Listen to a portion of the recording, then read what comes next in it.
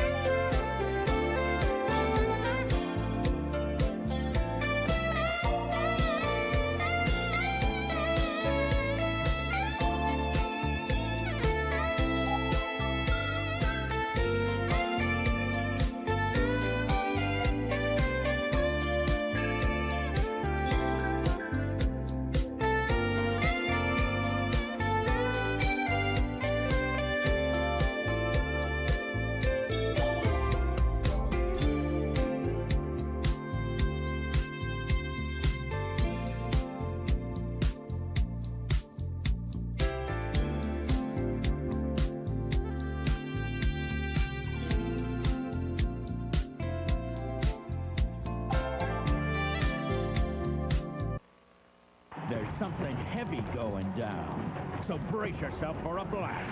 Heavyweight explosion. Boxing's big boys. All heavyweights. All the time. Holding nothing back. Slugfest between the biggest fighters on the planet.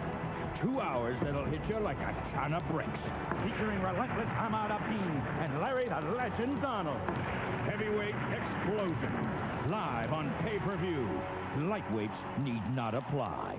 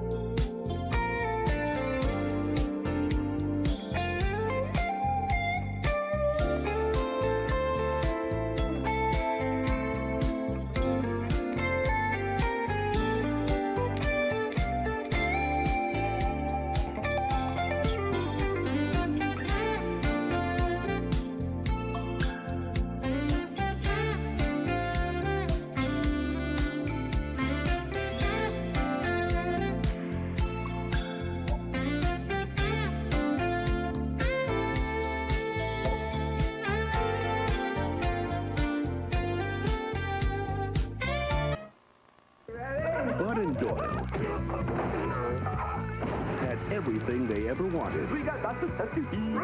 But when they stumbled into the Biodome, The doors are sealed. all they needed We're stuck here. was a way out. Pauly Shore, What do you boys want? To die and come back as a leotard? Stephen Baldwin, Hemp is an excellent source of photosynthesis. Excuse me? Biodome, rated PG-13.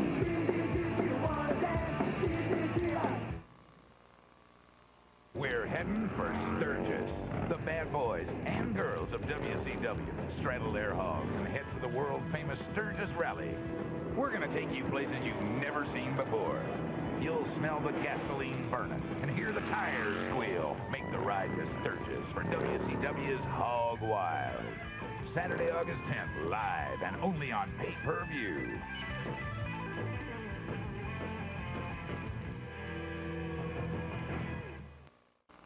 Billy Zane is Detective Joe D. Foster in a riotous takeoff on a Hollywood classic. A woman has disappeared, and I fear that she's fallen into the hands of the psycho killer. Don't you understand? He hates his mother. What? Right. Nightmarish nostalgia. Yes. Maniacal murders. I didn't even get a chance to... Dom DeLuise and Martin Mull co-star in The Silence of the Of all Hand. the things I've lost, I think I miss my mind the most.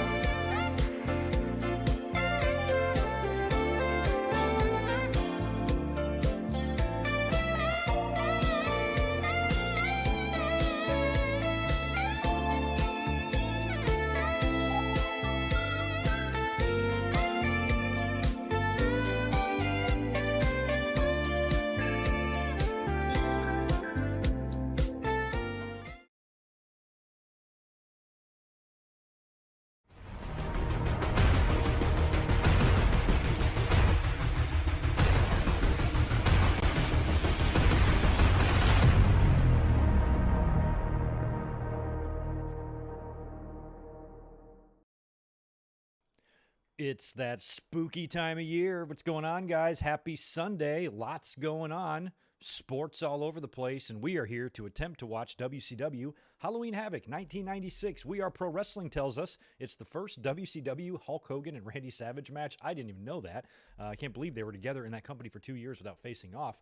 That's pretty awesome. So we're going to be taking a look at that tonight. It was the debut in WCW of Roddy Piper, making the jump from WWE. I know the show closes out with him. I did not really research this card much because I watched this pay-per-view back in the day, but I don't have a whole lot of recollection of it. I might know who wins the matches once we see which matches are taking place, but I didn't even really look at the card, so I'm going to try to go into this thing as fresh as possible and just discuss a time period that was pretty awesome in my life 22 years ago. We're going to talk about what I was doing at that time, my memories of these days, and what WCW was like, what WWE was like, and I'm sure everything that we saw or that we're going to see going on this pay-per-view. Should be a good one, so I hope you guys are having a great afternoon. We have got the Sunday night game, which I believe is, it's L.A. and somebody. I think it's Denver and L.A. We got a playoff game, Yankees and Guardians going on right now. How about them Padres wrapping up business against the Dodgers last night? Petco was a rockin'.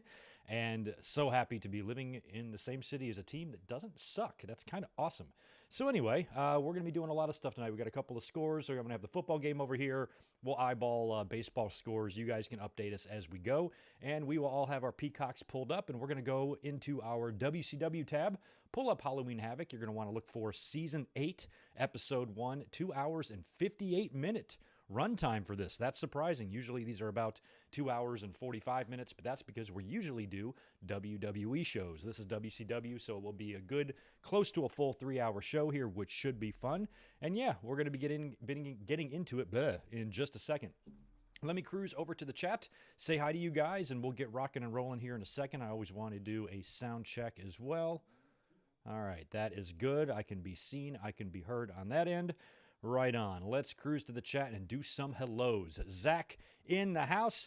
Welcome. Oh, you had to update your payment and your membership. Don't even worry about it, man. Thank you so much for being a member, regardless of what tier you're in. I'm just happy to have you, Zach. As always, good to see you. We Are Pro Wrestling. Yeah, I read your comment earlier. First Hogan and Savage match in WCW. That does surprise me, but now that I think about it, I guess it's not that surprising because Savage got there in late 94, most of 95. They were teaming together, and a good portion of 96, I guess, as well, until Hogan turned heel and turned on Randy Savage when they formed the NWO. So I guess this was the first time they were facing off. This is the match, too, I believe, where Hogan, what's he wearing? He's wearing some wig or some shit? Like, his hair is short, but by the time we get to the end of the match, when Piper's out there, it's long again. So I don't know what the fuck's going on there. It has something to do with some movie he was in.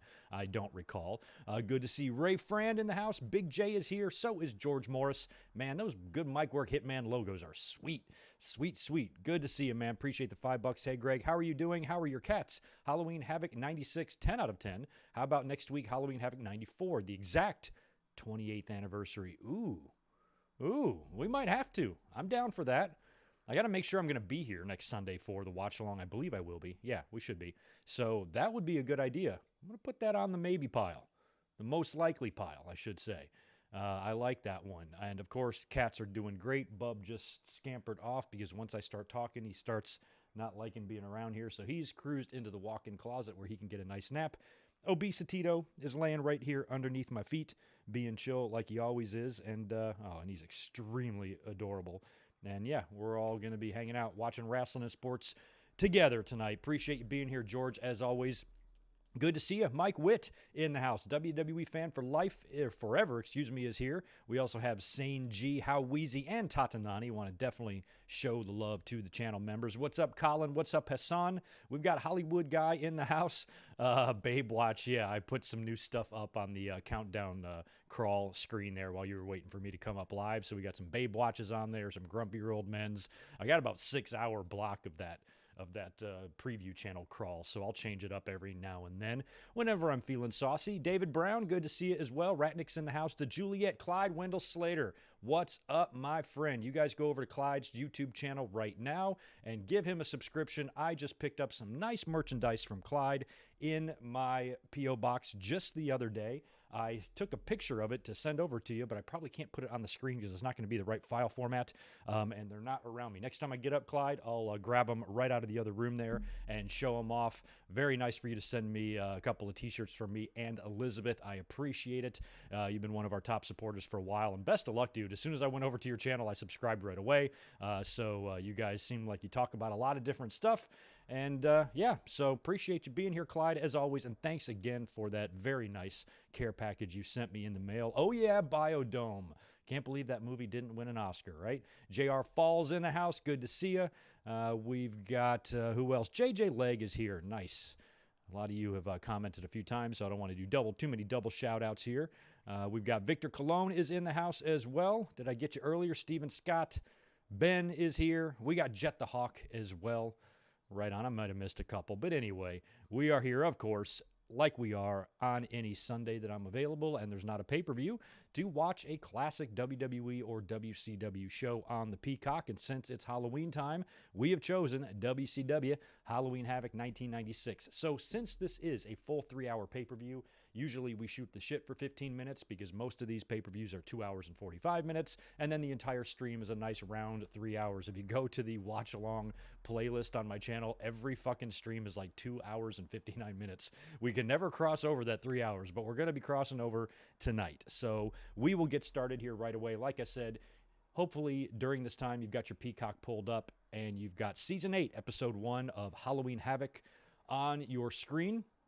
Get all 5 of your zeros across the board there. Watch any ads you need to watch. We're not going to skip any intros. We're just going to hit play and I'll just start watching together. The timer above my head will begin to run as soon as I hit play, and that's what we go by. So if I have an issue or an interruption or you experience any problems, when you come back, just make sure your Peacock matches the timer and it is all gravy. So that's how we do it here. I hope you guys have got your trigger fingers ready. I got to set myself up here for a double click here. One on the timer, one on the Peacock. And we're going to be watching Halloween Havoc. This should be good. Let me get my volume up. Looking good. All right, I'm ready to launch this pay-per-view if you guys are. We're going to do a countdown from 3. Get my shit set up. You know what? I got to get it off this. Sorry. I got kind of a mouse pad here, but I need it off of there just so I don't lose my spot. There we go. All right, now we're good. Okay, countdown from 3. Y'all ready? 3, 2, 1, play. Right on.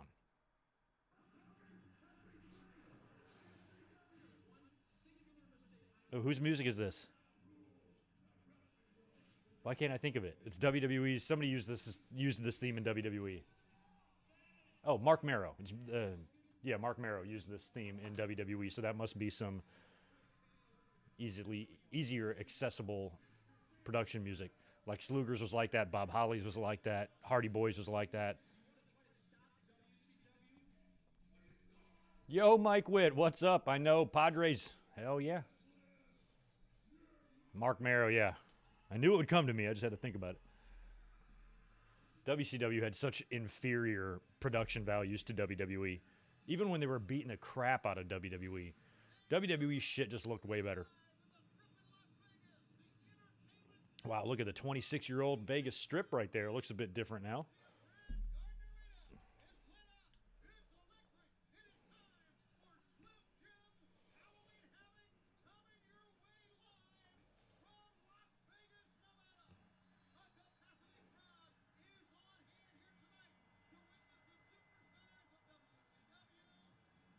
So this doesn't seem like it was dubbed in any way. I think that's the music WCW really used for that intro. Look, oh, we got Dusty. Dusty with the flat top. I like it. Dusty, that shirt is small on you, brother. Oh, I love the Halloween Havoc logos.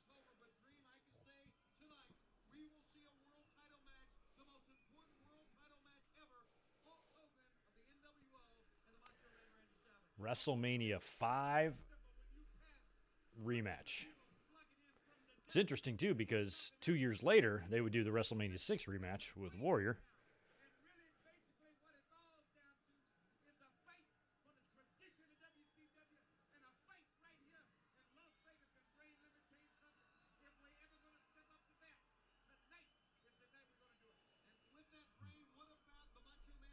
Bobby, Dusty, and Tony. So awesome. Oh, no kidding, Ben. I didn't know that. This was the same night as the Raven crucifixion of the Sandman in ECW. That's awesome. This was around the same time Tupac died in Vegas as well. Yeah, not the same day, but around the same time.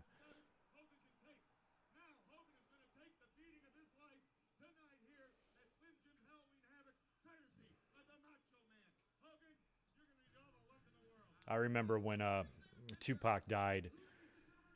I liked Tupac.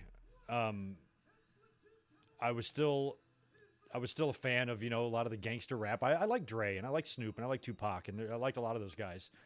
And I was working that night, and after work, as would tend to be the case, a lot of times you'd get together after work at a bar or somebody's house and just hang out. And so that night we were meeting at a coworker's house, and we got the word of Tupac's death, I think, at work, if I remember right, because I remember knowing about it at work.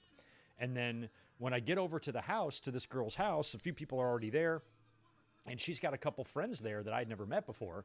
And two guys are like, oh, what's up, man? What's going on? And he's like, you want some champagne, bro? And I'm like, champagne? Are we celebrating? And he goes, yeah. And I'm like, what are we celebrating? He goes, the death of Tupac. And he goes to cheers me, and I'm like, I'm kind of sad about the death of Tupac. What the fuck, racist motherfucker? I don't even know. I couldn't even believe it. And I'm like, oh, okay. Stayed away from them for the rest of the night. And I just remember just being stone cold shocked. I'm like, I've never met you before. And you want me to cheers to the murder of of someone else? That's weird. So I did not do the cheers. Don't remember either one of their names, but I wish I did. We'd call them out right here on the stream.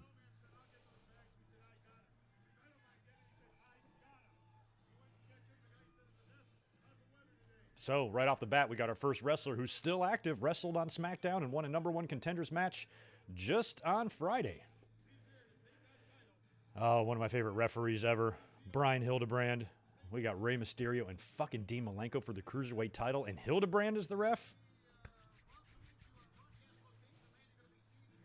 Oh, if I could only be 20 years old again.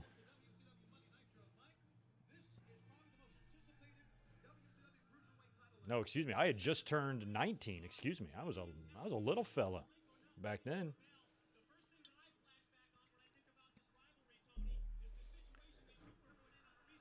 The whole 19-year-old Greg had no idea what kind of road was coming his way. Holy shit. Go back and tell myself at this time, say, hey, in the next 26 years, you're going to do this, this, this, and this. I would have been like, I am? Are you sure? All the best to Dean Malenko. I know he is working in AEW, but I'm not sure in terms of his health how well or not well he's doing.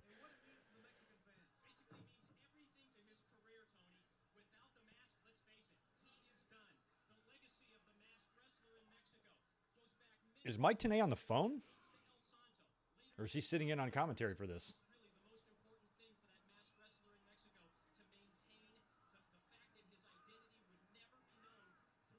This was the site of Money in the Bank, yes? The MGM. What's up, Yuchiro? Good to see you. Also, Ramon, good to see you as well. Yeah, Fugees were real hot in 96. I remember. I mean, I thought Lauryn Hill was going to be a fucking star, but she had that one album. That was it.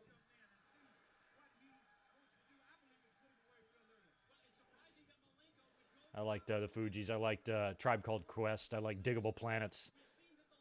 I liked a lot of acts during that time.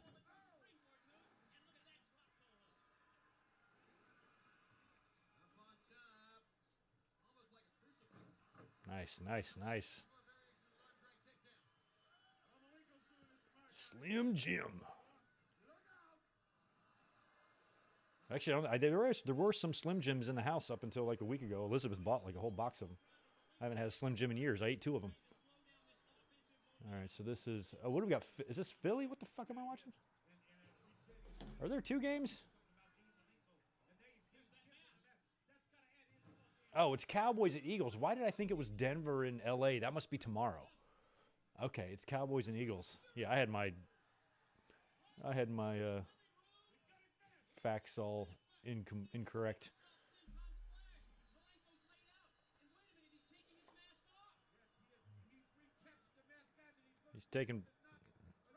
He's going to put it on his noggin. Wow, look at Ray changing masks. I'm just a hermit crab changing shells.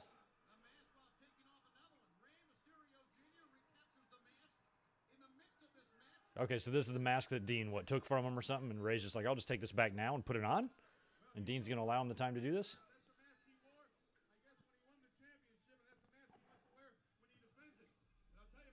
Yeah, I just read that wrong, Todd, and I was looking at the scores to check out what the game was tonight, and I just looked at tomorrow night's night game instead. I'm like, whoops. Eagles are 5-0, Giants are 5-1, Cowboys are 4-1.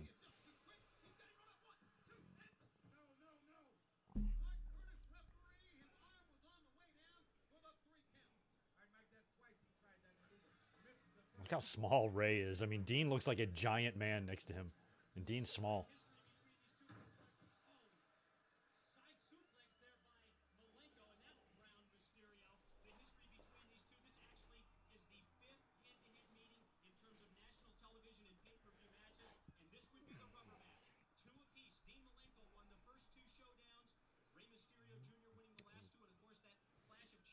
Thank you for that, Mike Tenay.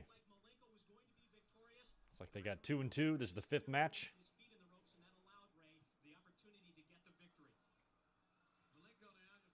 Oh, wow. Oh, shit. Maybe I might have missed some super chats. Sorry.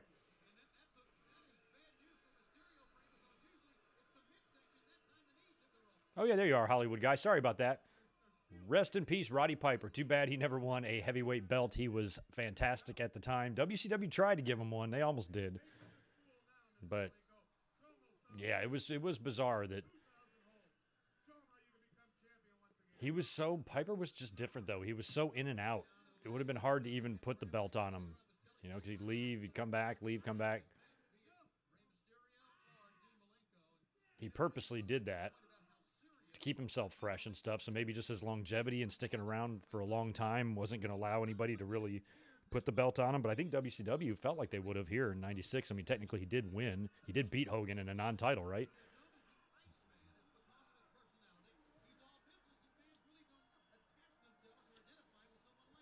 Roddy wasn't that great. Roddy may be the biggest character to never win a world title. Best wrestler I'd put with Perfect or Owen or Razor or someone like that.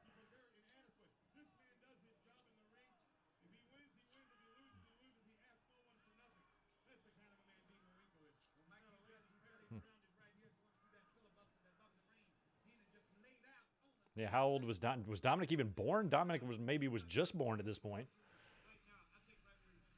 If Dominic was born, he was just barely born at this time. He was just a little shit. He still is a little shit.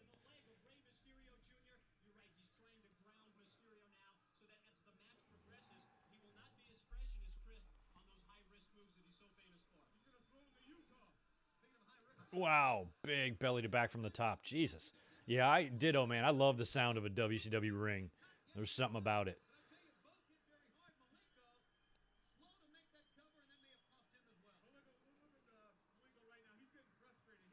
It's like WCW, I liked the hardness and the sound of the mat more than I did WWE, but I prefer WWE's ropes to WCW's ropes. I didn't really like the cables. I thought they were too stiff. And they felt confining or restricting in some way. And plus, I think WCW is an 18 by 18 and not a 20 by 20, I think, on the ring. So just between that and the stiff-ass ropes, I didn't like it, but their mat was incredible. Man, I loved listening to wrestlers take bumps on those mats. Where in WWE, just the way they had the mats mic'd up or whatever they had going on with the mats, they didn't make the same noise. They would in the live crowd. You guys can hear it when you're in the arena for a show. I mean, the ring makes noise. But on TV, WCW had a better bump-making sound on their ring than WWE did at this time.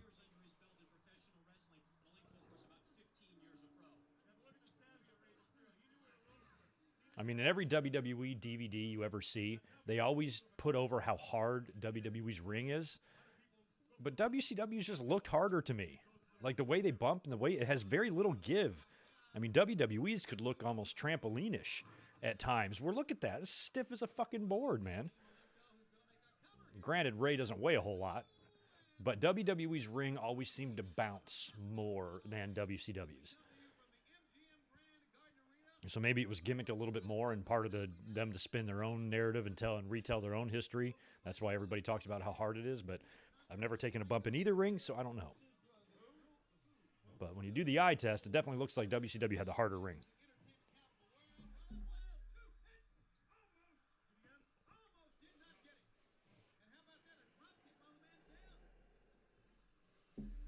Yeah, some old WWE rings are stiff, but not all of them, man. You know what a great match to watch is? Basically anything at WrestleMania 2, but specifically watch the Bulldogs and Dream Team tag team title match from WrestleMania 2. They are wrestling on a trampoline. I mean, it is so springy. I don't know how you can stand ladders in those things. I think it's just changed over the years, but that particular ring they used last night had a lot of give. I swear when guys would bump on it, that ring would go down 2 feet and bounce back up. Like, that's how far down it was going. It was nuts. Just go watch it.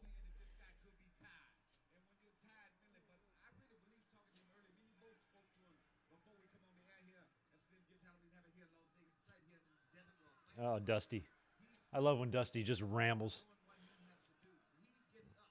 Check out Bill Apter right there in between Hildebrand and Malenko and Ray. That's a hell of a shot.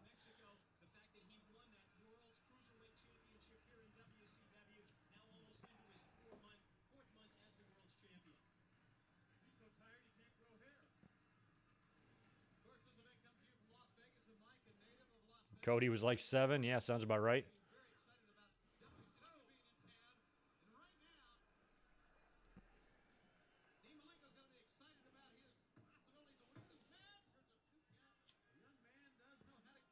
Brett versus Sean Coliseum home video ladder match, David.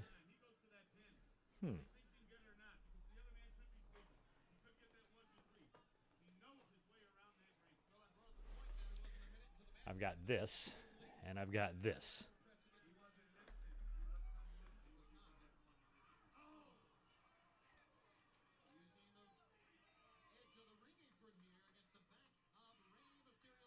There is a Brett and Sean cage match. See that right there? Steel cage match featuring Bret the Hitman Hart and Shawn Michaels. He's also monkey flipping Owen. He's got another sharpshooter on Sean there. Looks like Sean's got his gear on. Or no, that's not Sean. That's like Quang. Or that's Quang. I don't know who the fuck it is. Some J-Brone. I know I have that ladder match. It might be on this. It just doesn't show it. Yeah. Oh, raising a sleeper in the middle of the ring?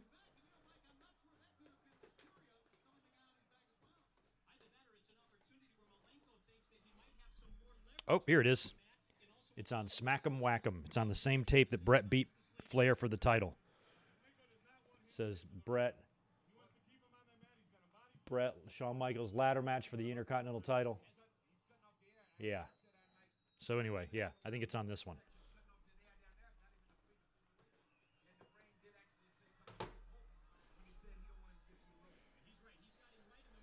Ray never taps. I didn't see nothing, Colin. I was too busy looking at VHS tapes. I saw nothing, so if I don't see it, it doesn't count.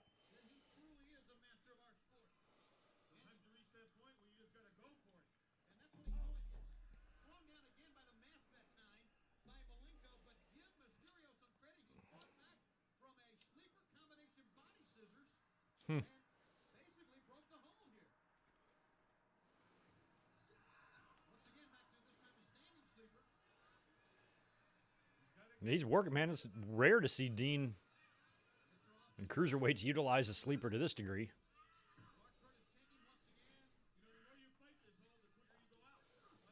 West Side Connection, barely Ice Cube, right? Ramon? I remember them, but vaguely.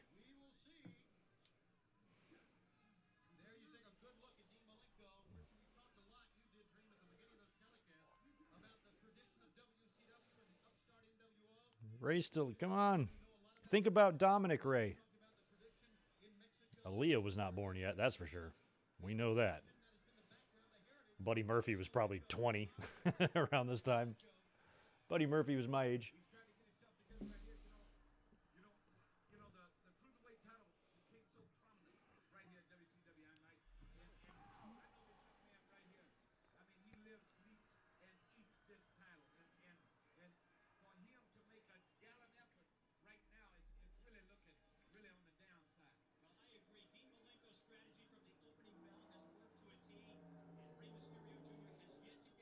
Come on, Ray. Oh, I like this. Oh, my God. I forget what that suplex is called, but it's one of my favorites.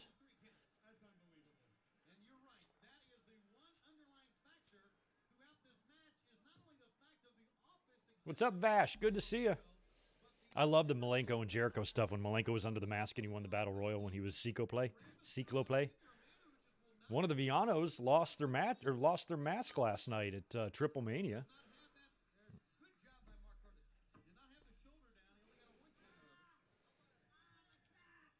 Ow, my back. Ow, my hole.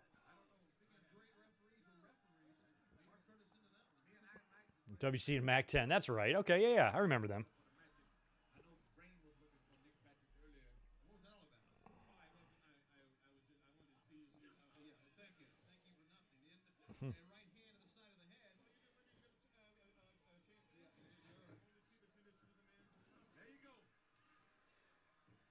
Nice, Ray. Come on.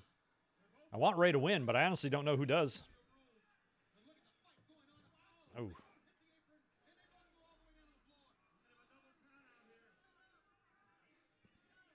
Dean Malenko and Steve Blackman. I don't know. I have no idea.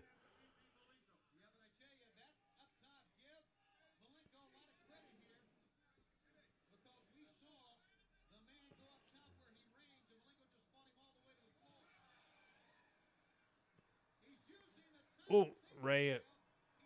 What is he doing? Piggyback ride? Fucking A. Pound him on the head. Damn, Ray.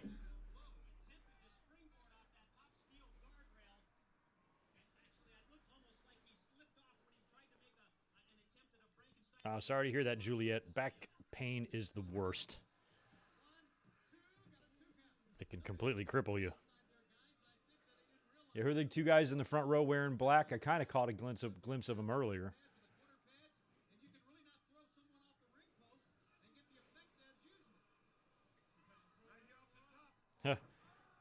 Yeah, WCW would do the pillow cushions on the ring posts. I kind of think, I'm not sure, this is a guess, I want to say they did this a lot for the Vegas pay-per-views because Vegas held a lot of boxing fights and boxing generally had those things around the ring post.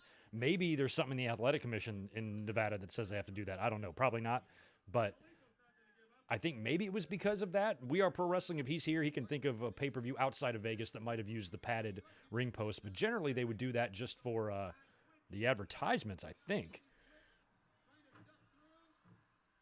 Oh, nice. Nice, Ray. I hope he gets that. Nope. I was hoping that was the finish.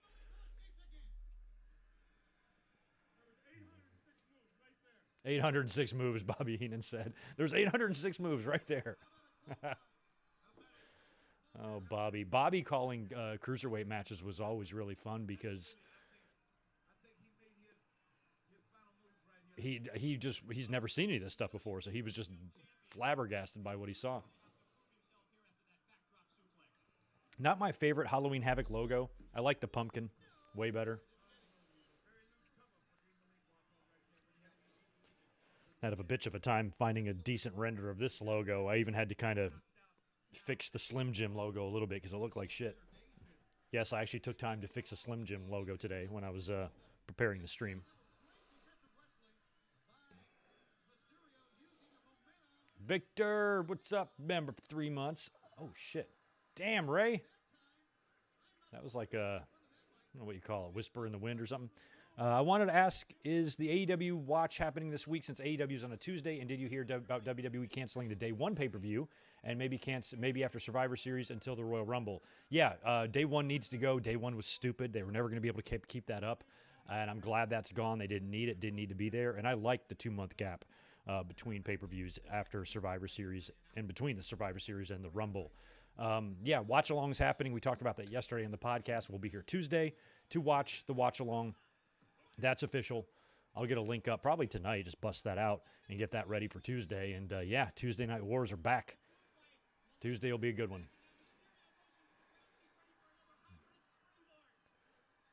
Oh, Batista bomb.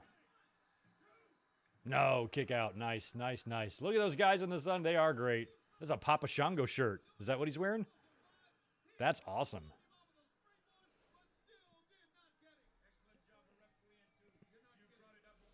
Chris Ludecki, what's going on, dude? Appreciate $5 from you. Thanks for being here. If you were a pro wrestler, whose style would you emulate? For me, I'd be Lex Luger because it's extremely safe and wouldn't injure me long term. Yeah, well, if you want to play smart, then yeah, Luger would be a good way to go. Could probably get away. I wouldn't do Hogan because he fell on his ass too many times with the leg drop, but Luger would probably be a pretty safe bet.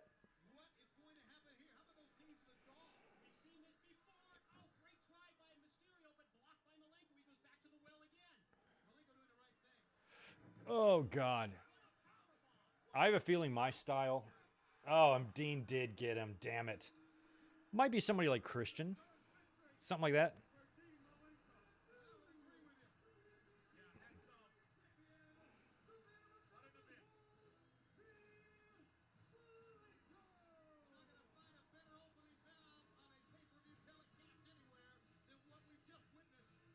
That's true. I mean, they went 18 minutes? How long did they go? How long did it take them this match to get started once the pay-per-view started? 5. But even if we had 5 minutes of bullshit, that means they had an 18, 19-minute match there. That's pretty incredible. This will be the first time you've watched one, JJ, all the way through? Wow. I ordered, my rule was we ordered every single WWE pay-per-view, and anytime I was available or could afford it, or if the card was intriguing enough, I would order a WCW show. And I would generally order anywhere from 2 to 5 WCW shows a year, but I would order all WWE pay-per-views.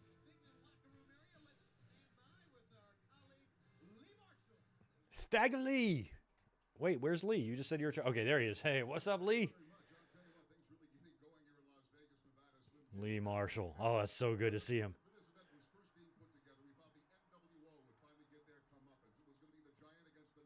They're great.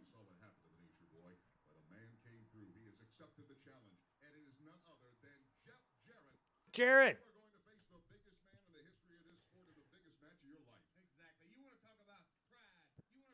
Double J. It's J-E-double-F.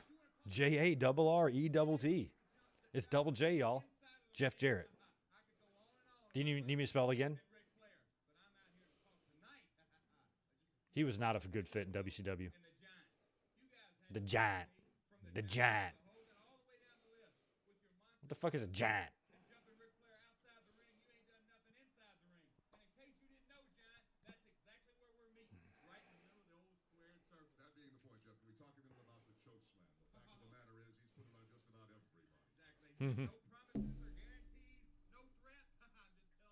Oh, Steven Scott.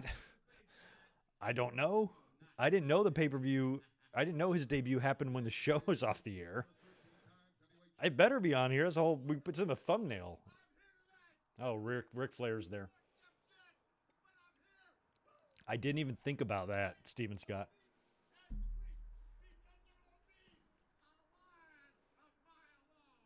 I could pull up another window here and just fast forward to the end and check, but I think the fact that this pay-per-view is that would explain the runtime. So yeah, I'm willing to believe it's on here because I was surprised that the pay-per-view was 2 hours and 58 minutes because WCW had the same deal WWE did. They had to be off like quarter till.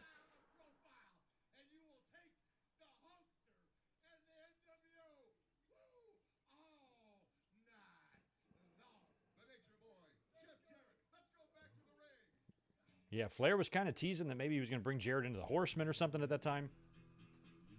Oh, this is definitely dubbed. I don't know who's coming out here, but this is not their music. Oh, no, maybe it is. Let's see who it is. Who is it? Battle for the Ring. What is this? Oh, it's DDP. I don't know if he was using his DDP music at this time. I don't think he was.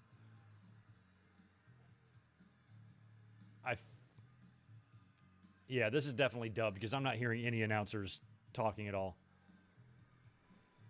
Yeah, so this is some dub bullshit.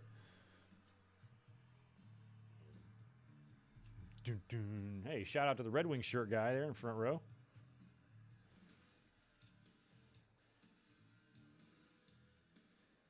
All right, who's this shitty music? Oh, it's Eddie Guerrero. I don't think this is what he was using either. Look at Eddie. He'd been in WCW maybe about a year around about this point. This was before Eddie got in ridiculous shape. This is before his auto accident. And then when he would come back, he would be super shredded and ripped.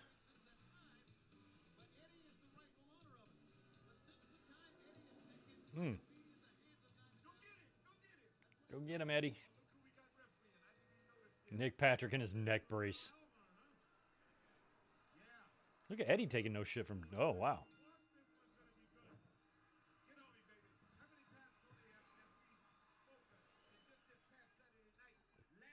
So this... Okay, thank you for that. So Eddie's theme was not dubbed, right?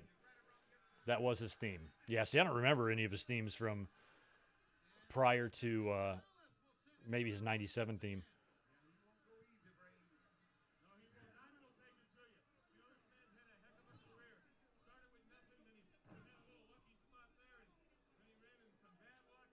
That damn Nick Patrick. Tell me about it.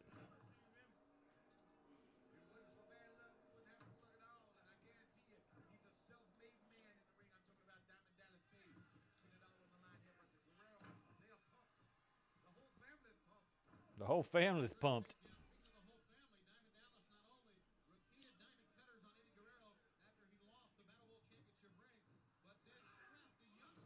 That mullet's sweet. It's exquisite, isn't it? Oh, my God. Love the mullet on Eddie. Oh, I need to I need to eat the other half of my adult gummy bear here. Or gummy cylinder.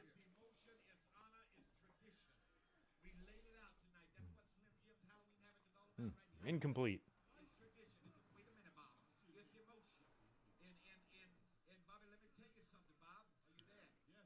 With everything going on yesterday, I was working, trying to watch the Padre game.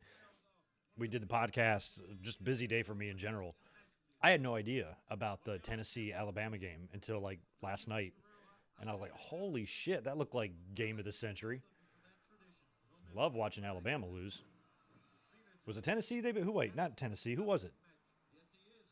I think it was Tennessee.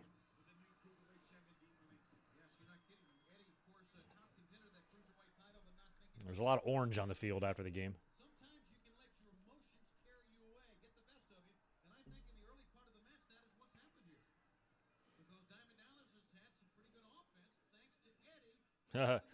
We could watch Halloween Havoc 98. I don't know, though. I like the idea for 94 better.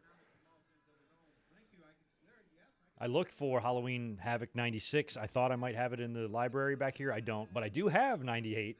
I did come across Halloween Havoc 98 is sitting up there, Hogan and Warrior. Why did I buy that? I don't know. I have no idea. Probably I was just feeling masochistic that day. Yeah, it was Tennessee. I thought so, but then I second-guessed myself. I'm like, yeah, Tennessee was like, they were ranked 6th, right? They're both undefeated. I didn't realize Tennessee had that good of a ball club right now. Good for them.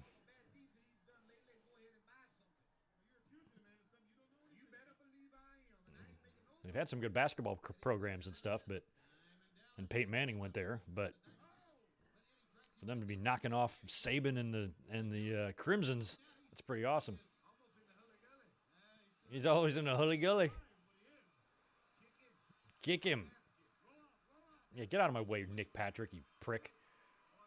Nick Patrick was one of the easiest people in pro wrestling to hate because he just had a dumb face. You know, like, he could be the most sweetheartest of a man in his personal life, and I would have no idea. I don't like his dumb face. I don't like his dumb nose. I don't like his mustache. I don't like his voice. I hate his refereeing style. I hate the way he gets down and counts the 3 all funny. Oh, look at this guy. Looks like the disciple, Walmart disciple. What a 3-2 Yankees. Thank you for that. I do not have. All I have is the game on. I guess I should get I should get that that ESPN thing. Shows the score numbers. Yeah, 3-2. Yeah, they lost a heartbreaker, I think, last night to Cleveland. What is that series? Is that 2-2? So this is it, right?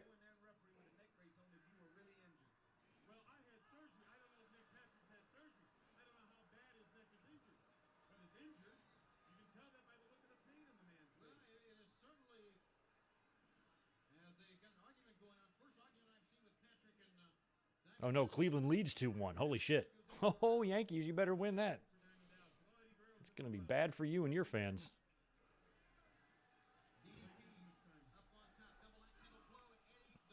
Yeah, so you guys are welcome to keep us updated with the Guardians and Yankees score. We got Dallas and Philly on the wall here in a 0-0 game, and Eddie and DDP are putting it to each other on Halloween Havoc.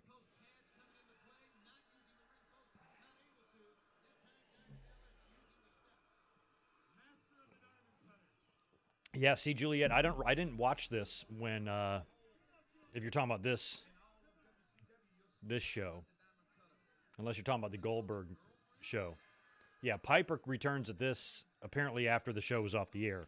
But in 98, when they cut off the Goldberg and DDP match, I've told the story before, this was one of the few times that I ordered a pay-per-view that year because I wanted to see DDP and Goldberg. And I was mildly curious in Hogan and Warrior as well. But for some reason, and I have no idea why, where I lived, my cable company didn't cut the feed. I saw the whole Goldberg match and DDP match in its entirety. I had no idea the pay-per-view even shut off. There was a blank screen briefly. I think during the part where the rest of the country lost the feed, mine went dark for like 5 seconds and then came back up, and the whole match finished. So I didn't miss it. I didn't lose my money, nothing. So nothing bad happened to me. I don't know why. Probably because I lived in a small town and had some weird-ass cable there or something. I don't know. But I got just very fortunate. So that was never, I didn't even know about it until I heard it on the hotlines. WCW's in trouble now. The feed cut off. And I'm like, it did?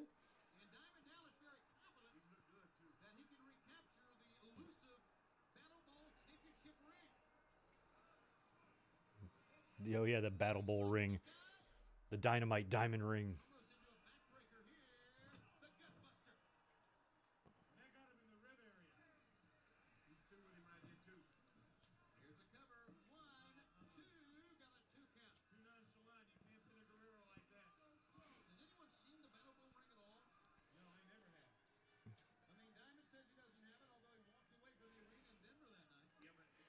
Oh, what, the next night after Halloween Havoc 98 was the last time they ever won? I'm surprised they were still picking up some victories by that point, to be honest. I thought the last time they won was like the Four Horsemen reunion in Greenville, South Carolina. I thought they won in the ratings that night, and that was the last one. But yeah, they might have gone a little further. Probably a lot of the Warrior stuff, and I think they had to replay Goldberg and DDP as well on Nitro, didn't they, for the people who missed it? So that probably helped as well. But by that point, I felt WWE was just smoking them. Rock was on the verge of winning his first title.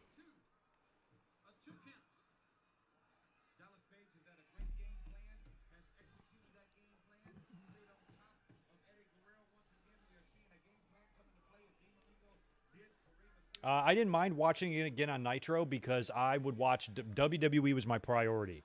Oh.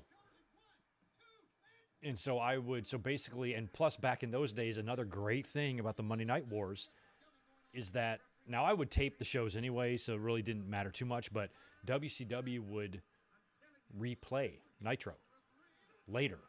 So you could just watch Nitro again later that night on TNT. I mean, if you stayed up that late, which I usually did. Or you could even just program your VCR to record it late at night, and then you've got a copy of it, which I would often do. I think I have the first 3 seasons of Nitro in their entirety on DVD discs. Oh.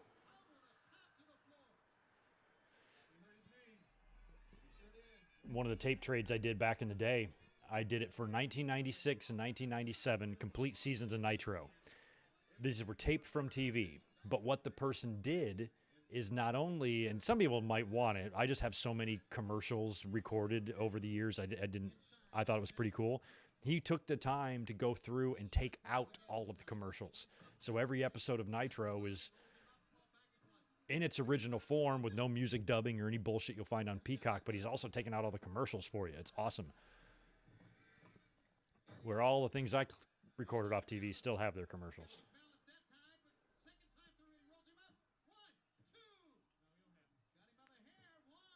God, Nick Patrick. How can this guy with a neck brace even be expected to officiate when he's got to be in positions like this? God, he's a terrible referee. Look at him rolling around on the ground.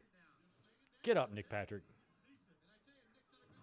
Oh, big clothesline from DDP, who looked like to be about 45 years old back then.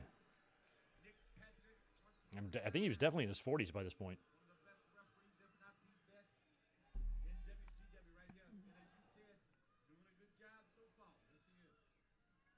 Wow, the last quarter hour Nitro beat Raw was in April of... They were still winning shit in April of 99? That's crazy. Man, they were so dead in the water by that point, in my mind anyway. And that was Sting and DDP for the world title.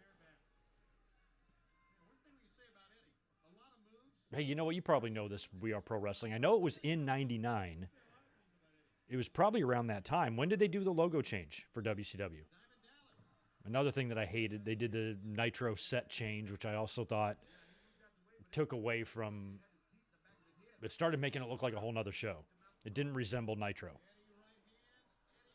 It didn't give you the same Nitro feel, didn't have that same explosive intro and opening and the fireworks and the pyro. It was so just dead and empty feeling by the time they got to 99.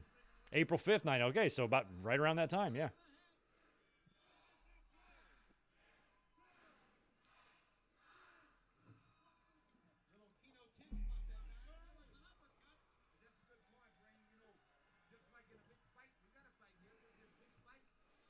WWE always seemed to have more substance to what they were doing, even when they had a far less superior talent roster. Even when the big names, wow, big top rope dive on a DDP from me. Be careful, Eddie. You don't want to blow out a knee in a match like this.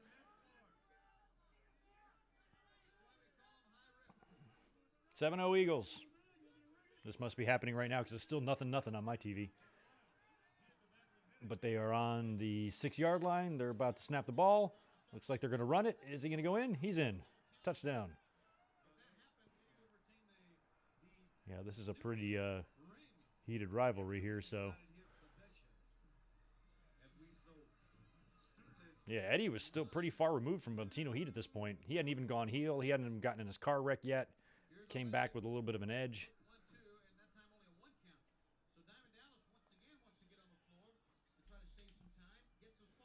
China had his mamacita was not even debuting yet in WWE. She was still a few months off from coming in.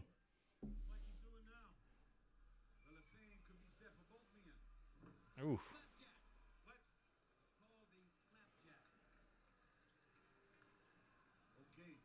Mm.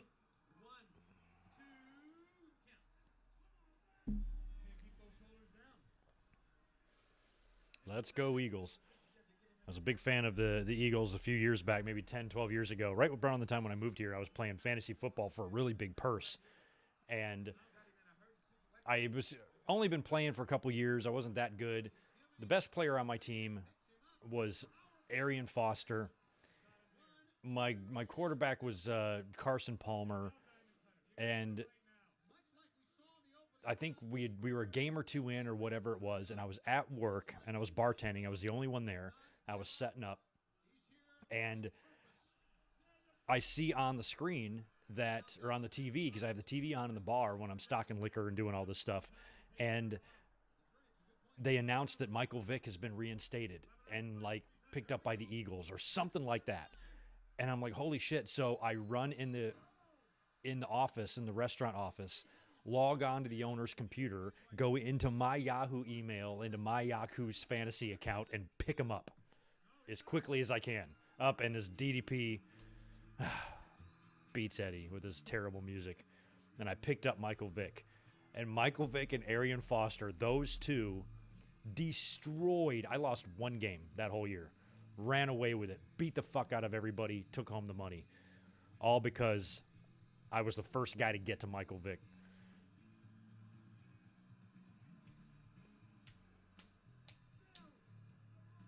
The Dynamite Diamond Champion or whatever. Help me out, We Are Pro Wrestling. When will we see this Battle Bowl ring shit again? Was this it?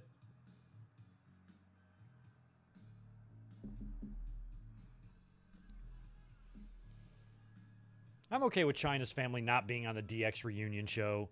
I want China to be honored, obviously, but I don't think it necessarily needs to be there. Her family can be at her Hall of Fame induction, but I don't think they need to be there for DX. She was at least mentioned, though. You're right. Ooh.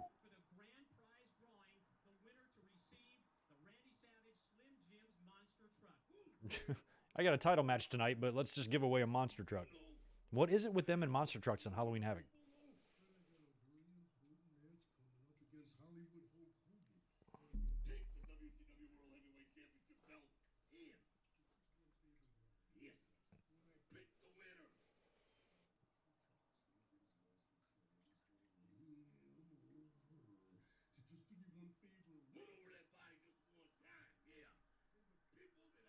Look at Tenay getting a kick out of Savage.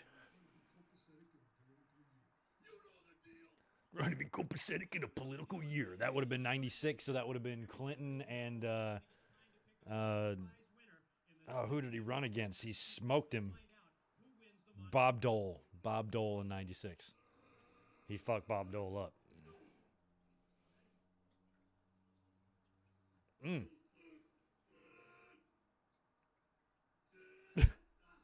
Oh, wow. Very, very impressive. I lifted the top half off the bottom half of the cardboard.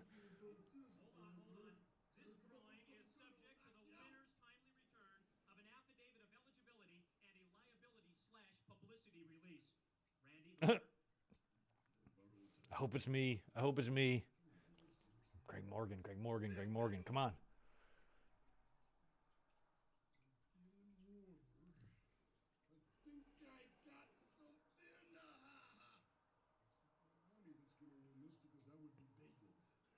Because that would be bad.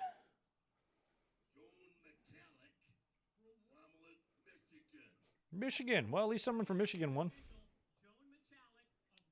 Joan Machalik.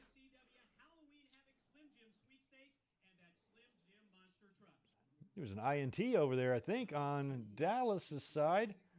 Philly come away with that? Yeah, looks like it. Interception.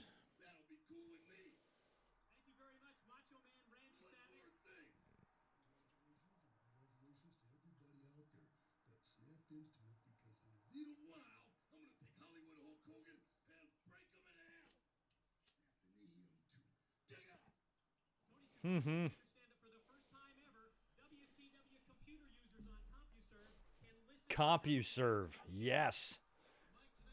98 Greg Morgan, what would he do with the monster truck? 98 Greg Morgan would sell that monster truck. The very first day I get it. Look at that. Look at the Netscape. Wow. I remember when computers looked like that. Still set up largely the same way. Same windows. Just the graphics have changed greatly. Look at Jericho. Members type, hey, write this down, y'all. Members type Go Convention to talk live with WCW wrestlers. CompuServe. You have to have CompuServe. I hope y'all have CompuServe. I do. It's all I use, really.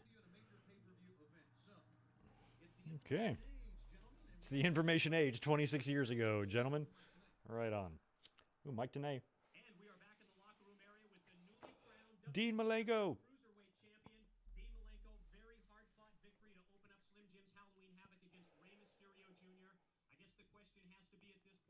What's in your future as the new champion?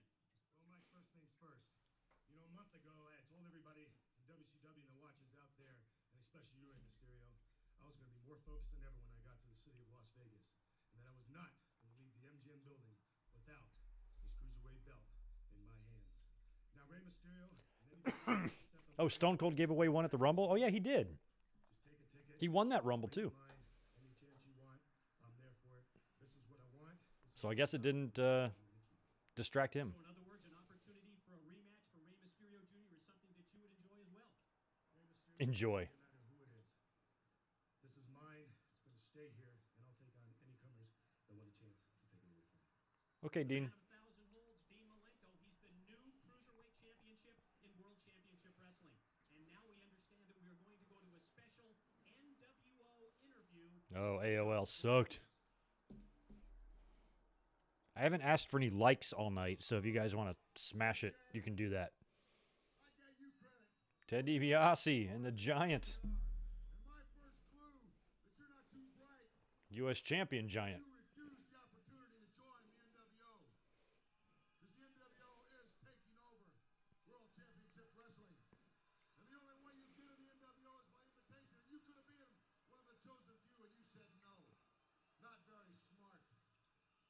Ted DiBiase was like, he didn't really fit in the NWO. He did it first. And to me, as a 20-year-old watching this,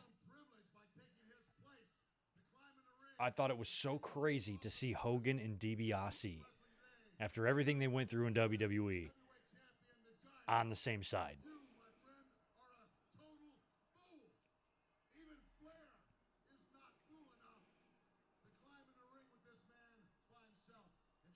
Because once Eric Bischoff turned heel, then Ted DiBiase didn't have much of a place, I felt like. And that's pretty good advice when you think about it. Because Jeff Jarrett, I'm going to stick you to the wall. I'm going to stick you to the floor. I'll stick you to the ceiling. When Giant joined NWO, it was during a channel flip. So I was watching Raw, but I turned over to Nitro as it was happening. And I remember being like, oh my God. It surprised me. I actually kept it on for a few minutes to watch that.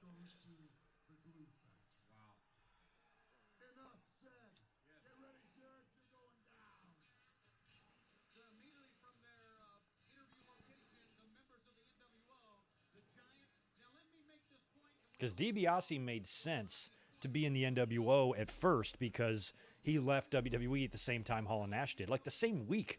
His last day in the company was like that Beware of Dog 2, which is right around the same time of the curtain call. That all happened in May of '96. So it made sense that DiBiase would follow them in. But once Bischoff turned heel, then it kind of made DiBiase's role pointless. You'd have Rick Rude come in, a year later. And then I think they would branch off DiBiase. He started doing something with the Steiners or something, right? But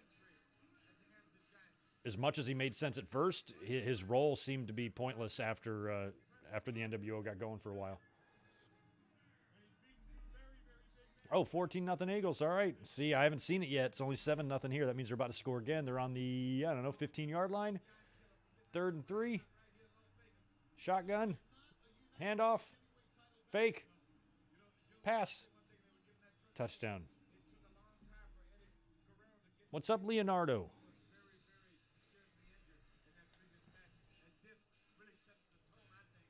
Yeah, I was very close. We didn't go to that pay-per-view, but I watched the Beware of Dog 2. I ordered it on pay-per-view, or I watched Beware of Dog, and then when the thunderstorm hit. Okay, now I do know that this is Jeff Jarrett's real WCW theme, because I remember what that sounds like. So this is what he used there.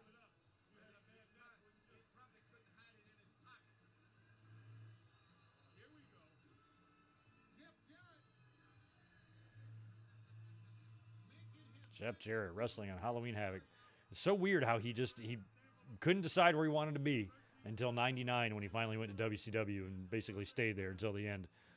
But he left, stormed out of WWE in '95 at that In Your House, came back at the end of the year, worked with Ahmed for like 2 months, and then left again, then turned up in WCW, then would leave WCW, turn up in WWE a year after this, cut that shoot promo on Eric Bischoff and WCW and how fucked up it was there. 2 years later, nearly to the day, he leaves and goes back to WCW.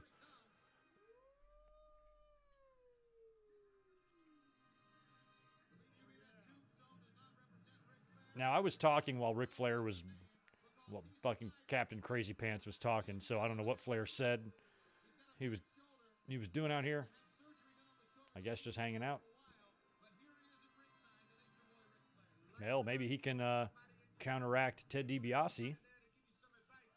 They didn't really have a whole lot of time to interact with each other either. I think they were tag team partners on a Survivor Series once, DiBiase and Flair.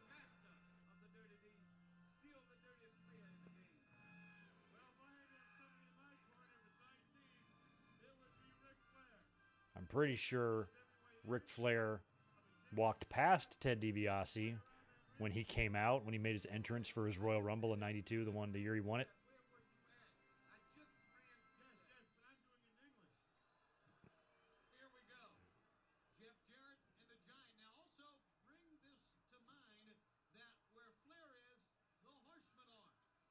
That's right.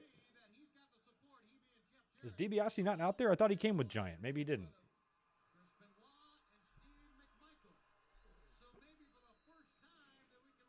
Oh, Terry Taylor jumped a ton, too. He couldn't decide what he wanted to do.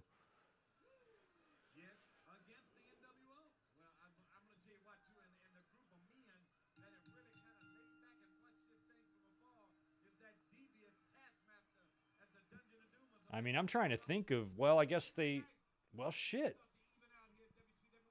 Well, no, I guess they've had some run-ins. I'm trying to think how many Big Show and Jeff Jarrett matches there could be. They were in WCW together here for several months. And then I guess Big Show would come in '99 to WWE while Jeff was still there. So maybe in that February to October range in '99, they might have had a match on TV or something. Possibly. Yeah, Honky was there for a short time. That was the one. He was there for a really short time, but when I saw him come in, I'm like, Jesus, man. It was just becoming, that's why I always laugh, you know, when people get really uppity about AEW. Oh, they only hire WWE guys and shit like that. I'm like, go look at what WCW was doing in '94, '95. Nothing in the wrestling history was worse than that. I mean, literally trying to recreate the WWE from 8 years prior and making no, you know, being shameless about it. If you had any WWE affiliation at all, they'd bring you in. People like to think AEW is that way. They're not. It just seems that way because WWE has released a shit ton of great talent. They're not signing everybody. They're signing the good stuff, where WCW would just sign everybody. ECW would kind of do that too. If you were on WWE TV at all, they'd love to bring you in. They'd put you right there, right out there in the middle of something major. TNA did that a lot too. Somebody from WWE came in, instantly champion. Jeff Jarrett, Jeff Hardy, Kurt Angle, Rob Van Dam, Christian, probably more. Booker T, probably. Mick Foley, probably. So to complain that AEW is like somehow the worst thing or the worst company or worst offender of this is asinine and laughable. And straight false. Yeah, while you're up there, Jeff Jarrett, change 2 of those light bulbs. I don't like that purple one. And get that green one out of here. I love that Nick Patrick is reffing another match.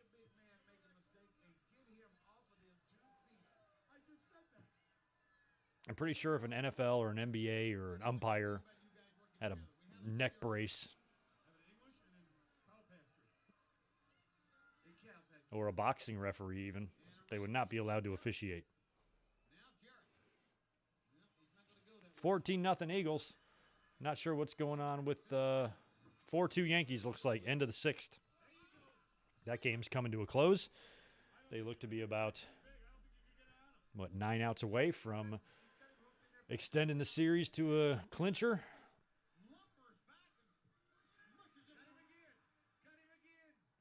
Got him again.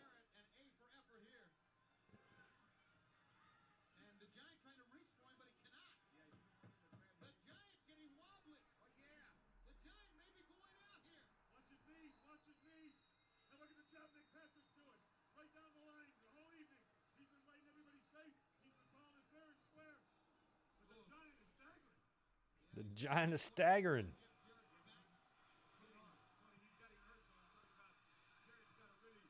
For a second, I swear, I thought the fans were chanting CM Punk. I'm like, they are?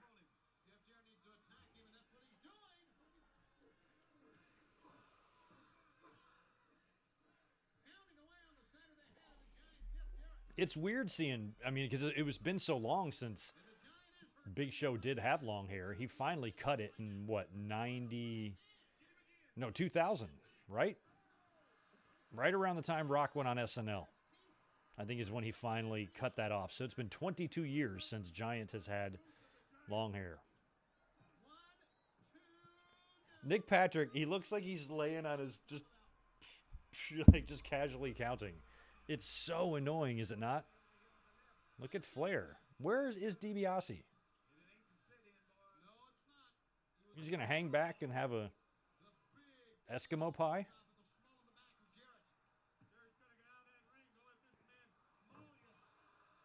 I guess DiBiase couldn't really get physical at that time, but still. Didn't stop him from getting slopped in WWE by Henry Godden's bucket.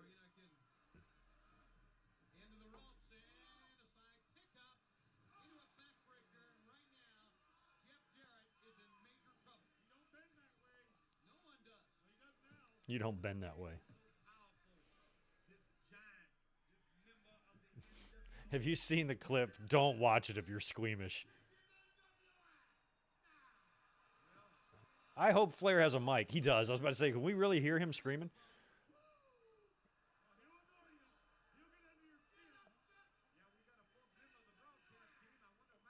Nice. Yeah, kick his ass. Damn, Flair.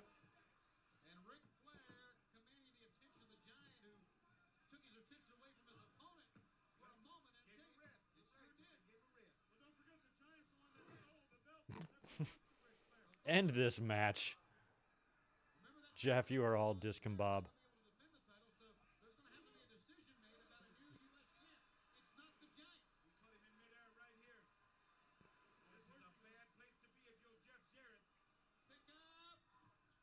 That was lame. That was lame.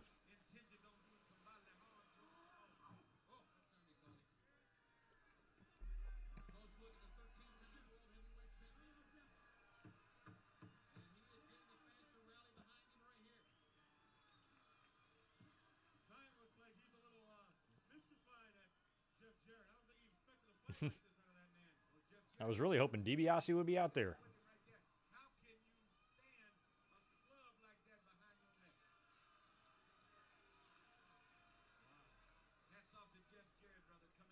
Oh yeah, sorry, the video. The it's like an indie or like a backyard wrestling or some sort of independent wrestling, but really, really low rent. Big dude.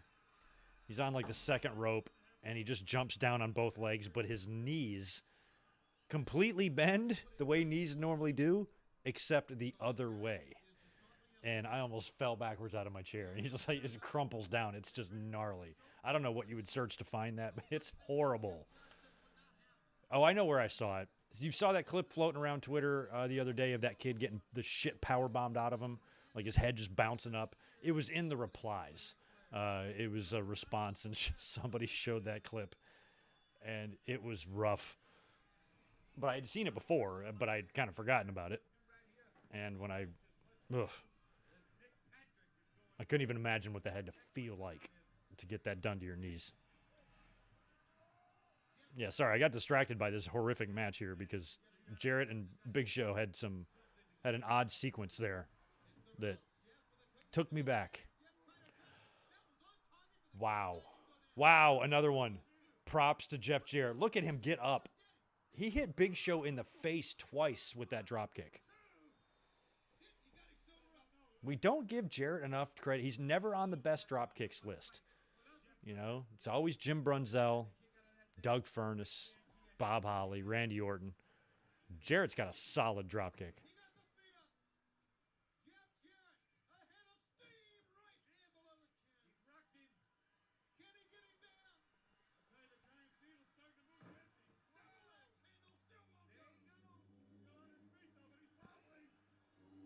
He's wobbly. Oof. I remember that, David. I watched that on pay-per-view that night, and I think they took off Putski's knee pad or something. You could see his kneecap was like up in his balls. I mean, it was so far out of place. It was really crazy looking. Yeah, I remember that, Ground Zero. We got to watch that one. September's come and gone. We talked about it. We almost did last month, but we need to get to that one at some point.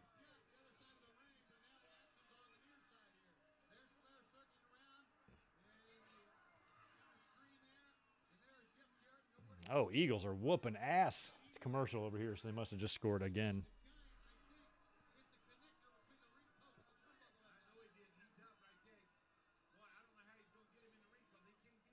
Best missile dropkick. I don't know because, honestly, two of my least favorite missile dropkicks are from two of my favorite wrestlers of all time, Bryan Danielson and Owen Hart. I don't like the back bump on those. They look brutal, but I know it would be hard to deliver. Oh, there's the bell. Ric Flair causes the DQ. Doing a regular dropkick from that height, you could risk hurting your arm and shoulder as well, whereas technically maybe landing on your back is safer. It just doesn't look like it is. So I got to think of who does a missile dropkick but doesn't bump like Owen and Danielson. Giant wins via DQ. Horsemen are here. Arn, Benoit. Steve McMichael is near the end, correct?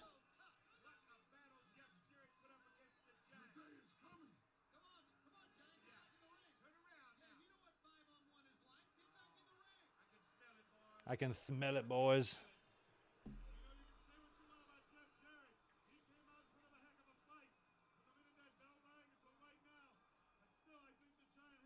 It was a low blow that got the DQ, right? Yeah. Oh.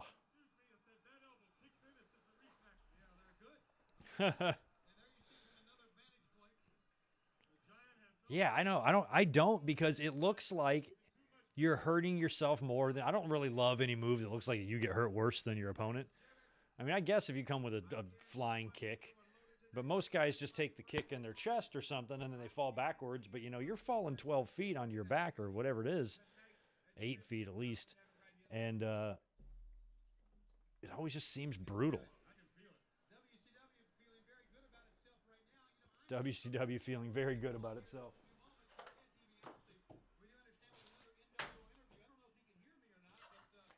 Oh, there it is. There it is.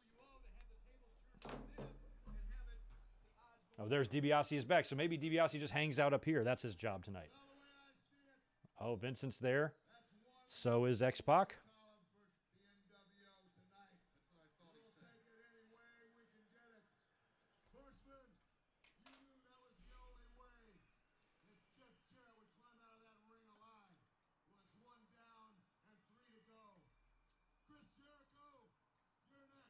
Oh, cool.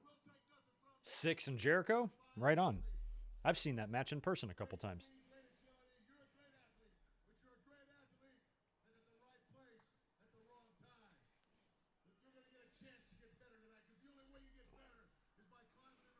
climbing in the ring with the best cruiserweight when you climb in the ring with Syxx. Tell him, Syxx. Bottom line, Chris Jericho, you're a fine young athlete. He's still 1, 2, 3 kiddish here. Mr. Jericho. The Cruiserweight title will soon be in the hands of the NWO. And the NWO, as everybody knows, is for life, baby! I mean, it's pretty incredible to think about. This is only 2 years, 2+ years after the 1, 2, 3 Kid and Bret Hart match on Raw, where 1, 2, 3 Kid was still such a kid, so humble, so young, and he is a completely different man by this point. You know, he's already been in the clique and drunk and fired from WWE or let go. They literally let him go. You know, and he was a guy that had a lot of value on the roster during that short time, and, you know, he was over in 93 to 96 here, 95. He would even be used as a measuring stick for a lot of guys. You know, they'd put him in the ring with 1, 2, 3 Kid to test him out and see how they did. And so here he is trying to be Mr. Badass, but he wasn't quite there yet. But about a year and a half later, when he'd come back and join DX,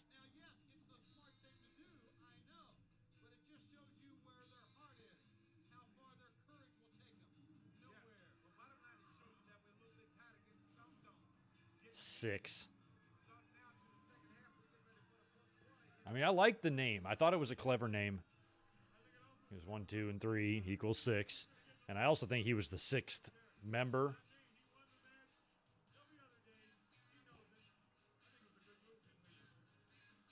Because one thing I will say about, as much as I liked Waltman, I hated, even at the time, I hated the 1, 2, 3 kid name.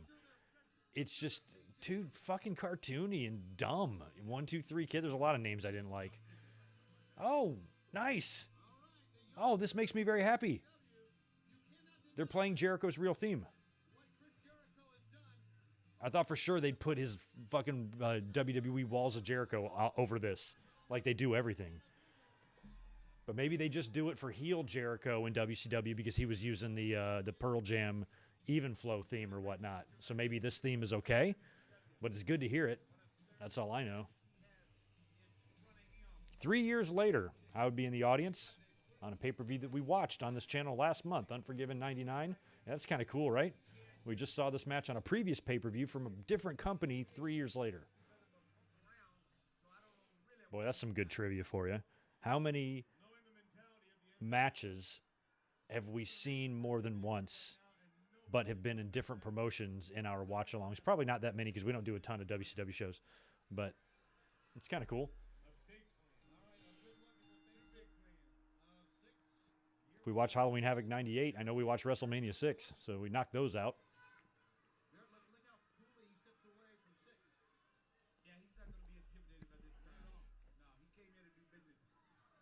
Came in to do business. Yeah, so Jericho was still kind of babyface Jericho. He used to do that thing in the crowd where he'd lean up against the railing and he was trying to be all babyfacey. But he was right. You know, Jericho talks about this time with the NWO being on top and the cool factor they had. And here he's trying to be about as white meat as you can be.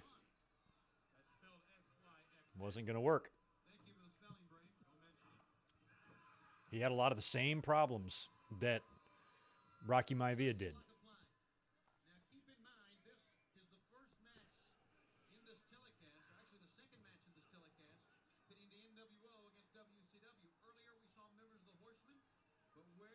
John Cena, same thing. You know, a lot of guys had that early trouble as a babyface finding the connection because their personality and character was so underdeveloped. They seemed very basic, and they were just about as basic as a babyface as you can get.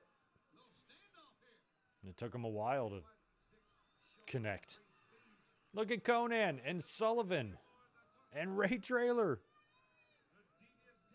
The Devious. So Dungeon of Doom's still there.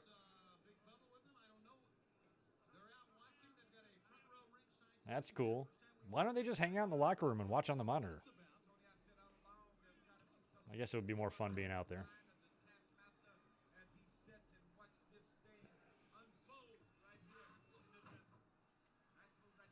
Yo, K-Dog Skeno, good to see you. Going good. Good luck with everything going on in your life this week.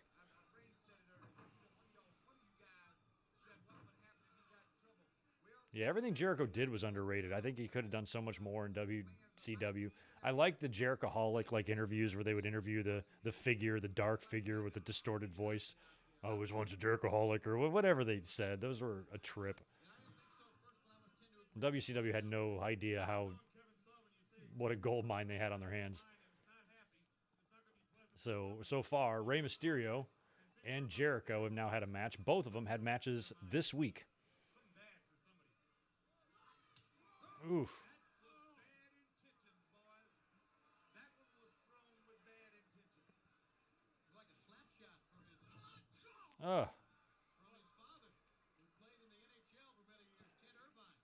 Long board, good to see ya. Need to bring back Pat McAfee to SmackDown? I don't think it's a matter of them bringing him back. I think it's a matter of him being available. So he's going to be busy for the football season. But once we get into 2023, I think he'll be back. I think he'll have a match at WrestleMania, to be honest. So we'll see Pat again. But that's not really a WWE issue. You know, this is a guy that's got 9 million things going on. And he's going to have other priorities too. And he's not a guy, I don't think, that's going to make WWE his one and only priority. He's too ambitious. He does 19 things a day before I even have fucking breakfast. But yeah, I'm excited to have him back at some point. I'm not sure where he'll fit in now that they've gone to two-man crews. If he comes back around the same time that maybe some chemistry isn't working out, then boom, perfect. Just put him in there. But I don't know where his place is. Unless they keep him off commentary and have him do more in-ring stuff, but I like him on commentary. Come on, Jericho, get up. You got to do babyface stuff. This is not, you never say die. You fight until the end. You give it 110%.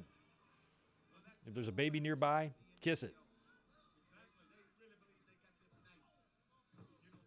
Pat versus Corey at WrestleMania. I don't want to give Corey a WrestleMania match. Pat McAfee, yes. Corey, no. How good could Corey, I think he could get back in the ring, but was he any good even before he got hurt? Like, what about Byron Saxton? Was he any good?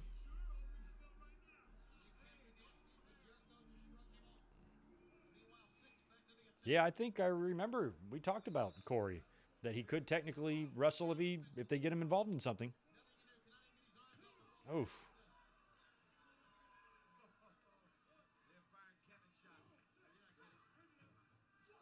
Oh.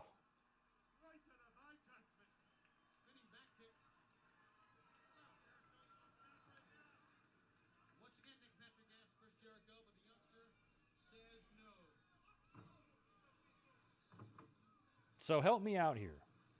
Is Nick Patrick the only referee for this show? I guess he referees NWO matches. Is that what this means? I guess that would make sense. Well, I think that's a terrible strategy by WCW.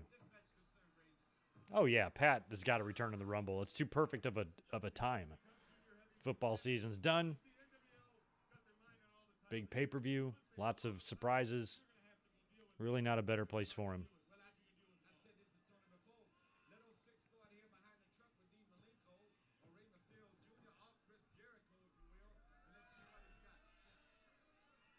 You know, if you didn't, hopefully WWE this year will maybe stay away from giving away Rumble entries the way like they've been doing lately. And don't let us know who anybody is. And have Cody be one. Or maybe two. Somewhere we're not quite expecting it. Because I think a lot of people are like, oh, Cody's going to be there, but bring him back in a spot that maybe fans weren't ready for.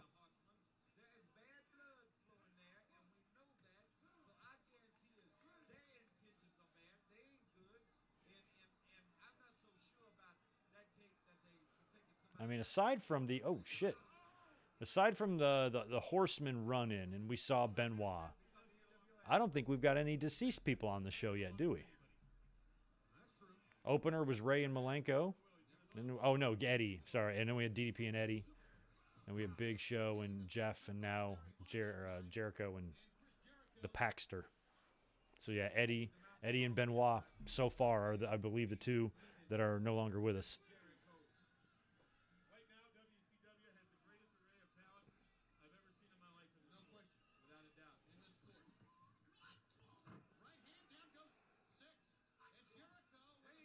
There you go.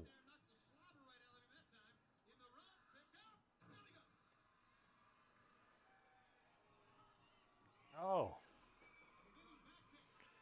It would be great if you could get great way to get some mega heat, too. If you had, like, Cody come in as number one, his return match. He goes all the way. He survives till the very end. He's the last guy in the ring. He eliminates everybody, but only 29 men have come in. And right before the 30th guy is going to come out, Cody tosses whoever he's in the ring with out, and he falls backwards into the ring, completely spent as the timer goes off. And then whoever number 30 is just somebody that Cody can't beat. I mean, like Brock Lesnar or something, where you're like, well, and have him do all that work and just fight for an hour until he's literally nearly dead, only for number 30 to walk in, literally pick him up, and just place him right over the top rope and onto the floor, and he wins. That person wins. Like, who would be a great heel to accomplish that? Who would be the best person for that? That would get the biggest heel reaction? Finn Balor, or something. I don't know.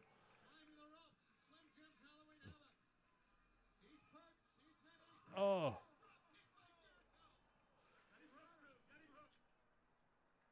Bray Wyatt, yeah.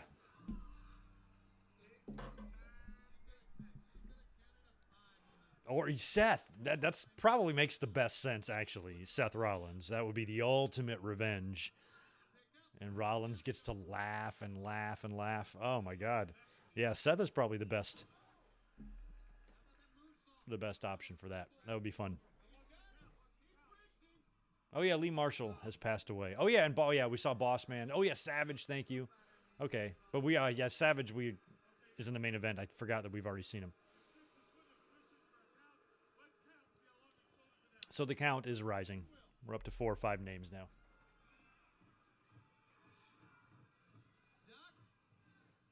Nice. Oh, look at Nick. Hurry up. God, Nick Patrick's such a dick. Look at his face. Look at his dumb face. I've never wanted to connect my hand with a human cheek so much in my life.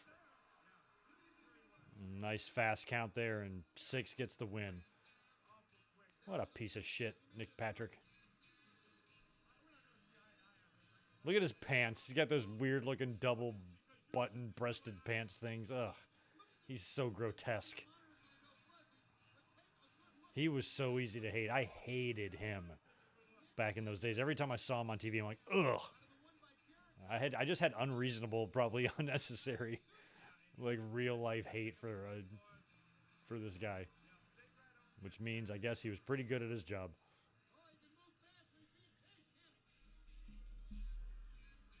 Yeah, I forgot that Nick was like in the NWO, so they had him reffing all the NWO matches. But I'm like, why has he been in the ring every time? Hopefully he's gone for the next match.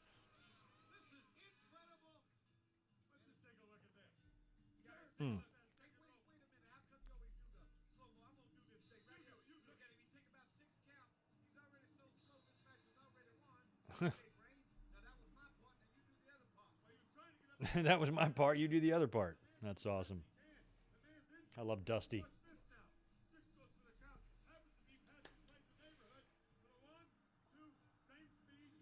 We got top 8, 4-2 Yankees, looks like going on there. So they are on the verge or on the cusp of sending this thing to a final game 5. And the Eagles are wiping the floor with the Cowgirls. Luger, what's going on with your hair, bro?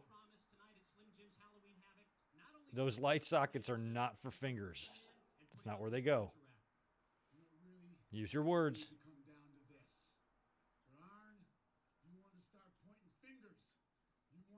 Luger's hair, my God. It's rough. 20-0, it looks like possibly here if they make this field goal.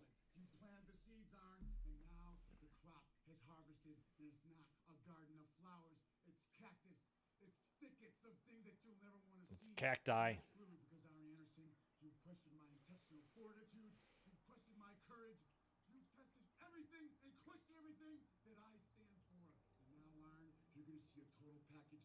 Never seen before. So you see the man that is going to come unglued. It's time for the total package. Somebody in WCW. Comb your hair, Lex. I'm sick and tired of everybody running each other down, jumping each other's backs. Well, now, Arn Anderson, you're going to see a side of me. Oh, my gosh, Arn Anderson. You know what? Oh, my gosh. I'm going to say it one more time. Don't let Luger cut his own promos. I'm not only going to beat you, I'm not only going to rack you, but I'm going to take you out. That's the dude that Vince just thought would just perfectly replace Hogan and it would be seamless. Same exact guy. That's the guy Vince thought.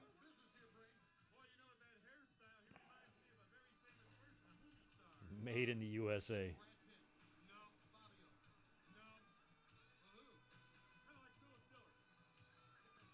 Phyllis Diller, Fabio, and Brad Pitt shout-outs on commentary. Phyllis Diller, there's no way she can still be alive.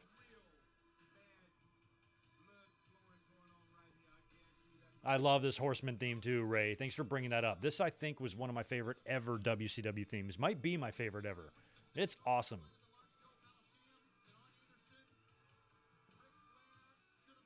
It's a good theme. WCW had some good ones. It's good to see Arn in the ring. I mean, he's about, a year away or so from retiring. Less than that. Yeah, 11 months. Yeah, remember the next Fall Brawl would be the Ma spot. Not a dog spot. Not a liver spot. But Ma spot. I love Kevin Nash. I wish I had some children so I could ask him to be godfather of them. Be a good reason to have kids, actually, just so Kevin Nash could be their godfather. Luger didn't comb his hair for the entrance either. He looks like Doc Brown with a build. Marty! Great Scott!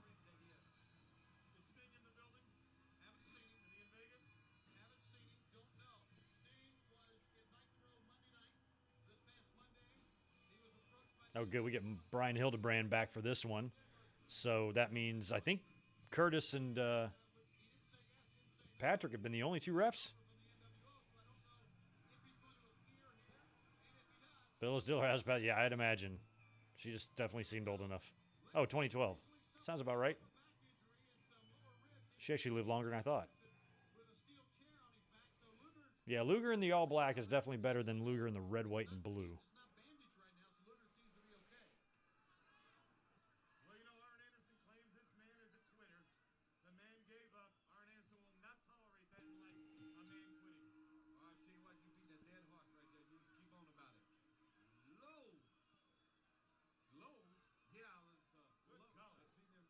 Hmm.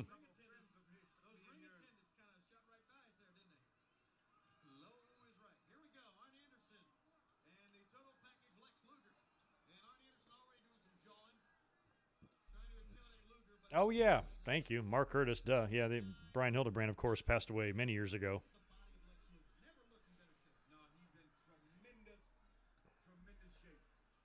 And he was really beloved. They ran, I don't know if they still do, probably not now, but for a lot of years there, they ran tribute shows for him, like fundraising shows for the family and stuff. Arn's hair is embarrassing.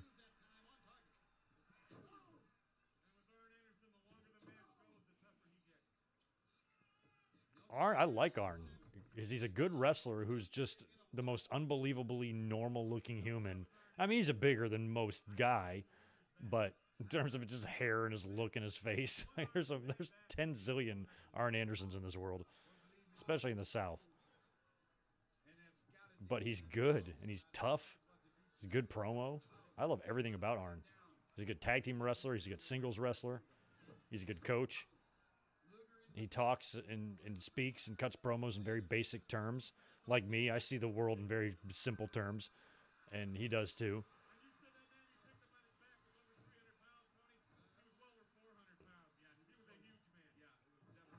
Oh, big press.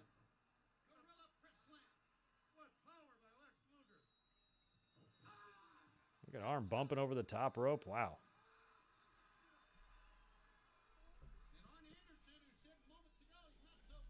What's up, buddy?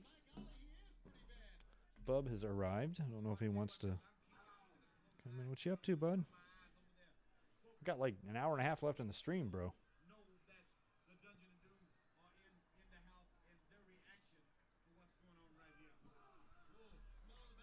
There's a tail.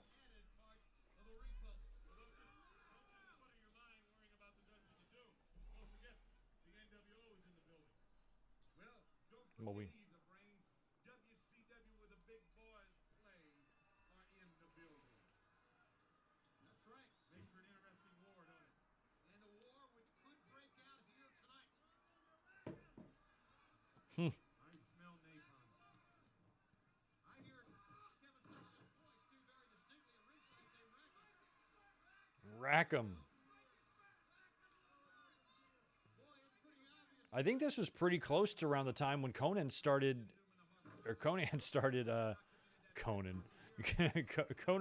O'Brien started wearing the dressing that way.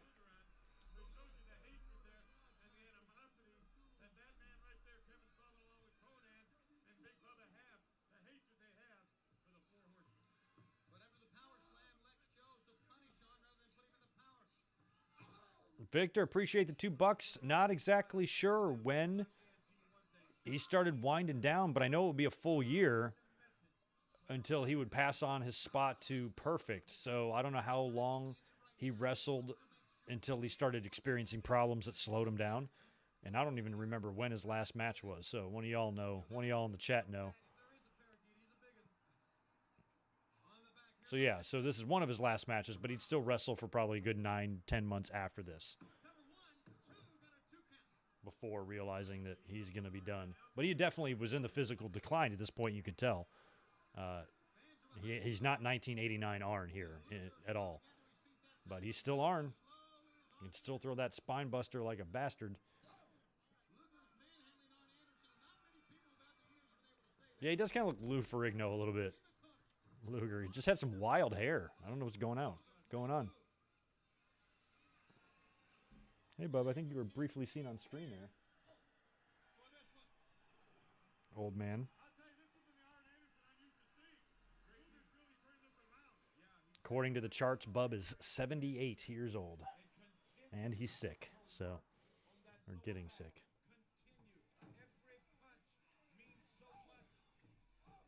And he's bony.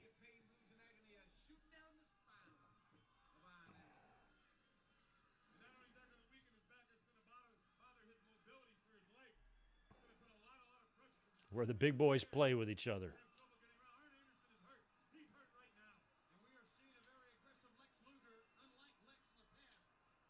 I mean, as a fan, I remember taking offense to, like, the big boys play. I'm like, it's just such a weird flex to me. Like, I always didn't understand why.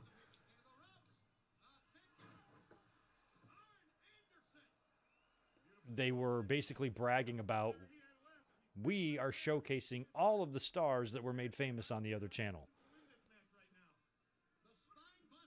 But it worked, and it got ratings, and it grew WCW. And then when Hall and Nash came in, it was all over.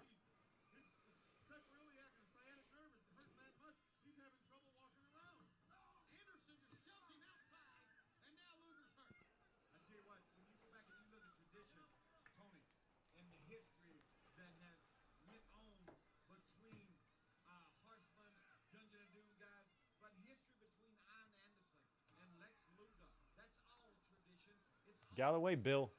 I like that they let Apter walk around, take pictures.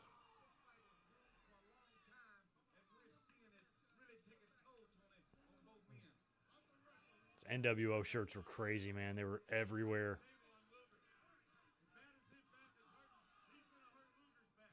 I bought both of the shirts that year because, I mean, both the shirts came out essentially around the same time, Austin 316 and the NWO.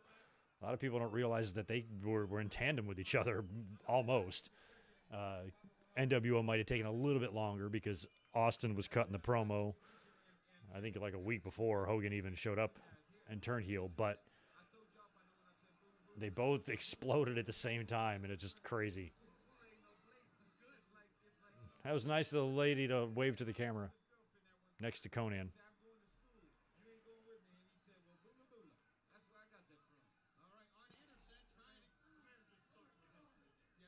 I've only listened to, like, James, a couple of clips of Click This, but I will listen to more episodes because it looks interesting. And I like Nash. So when I heard about the podcast starting, I intended to listen to a lot of it. Just haven't yet.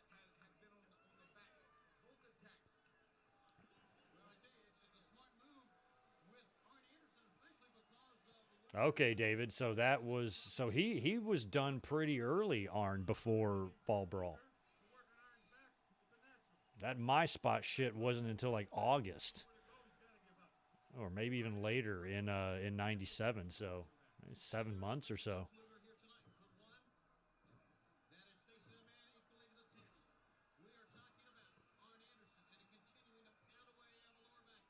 I guess he would be out during that time, and then he would come back to announce his retirement, I guess is what it was.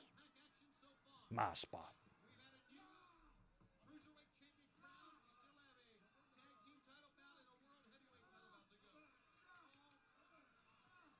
Oh, they're making fun of Hogan on a Ric Flair roast? That's probably funny. Look at Dallas coming back. All right. 20-3.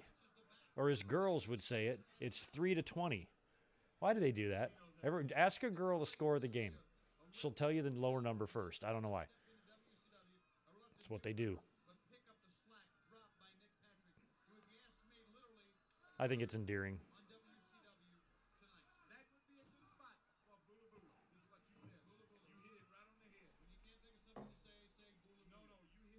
They're talking about oobla gooblas and vocabularies. I don't know what Dusty's rambling about, but I like it. All right, while these guys are exchanging blows, I'm going to walk 8 feet to the mini fridge and grab a Stella. BRB means be right back, in case you didn't know.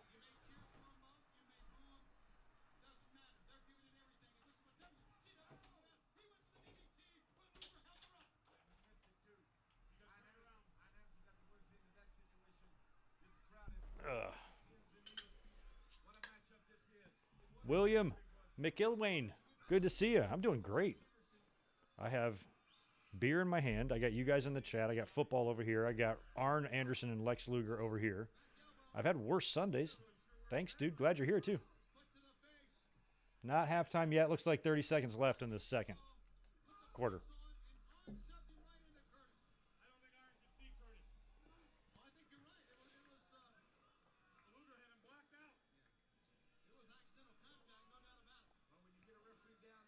Get up, Mark Curtis. You're tougher. You're way tougher than Nick Patrick. He's got a chair.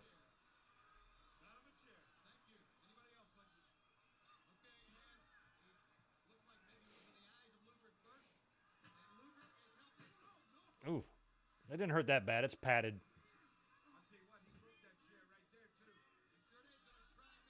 I mean, they've had a decent amount of matches that haven't had like an NWO affiliation, right? This is Mark Curtis's third match. I think he's ref, right? Slingshot spot, I hate.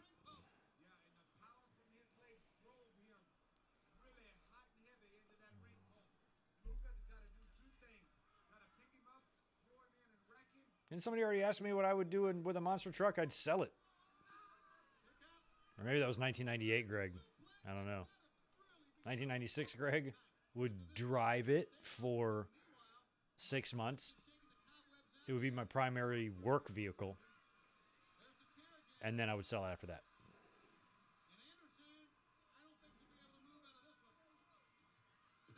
I was about to say, where is he? He's not. He hasn't come to yet. He cracked him.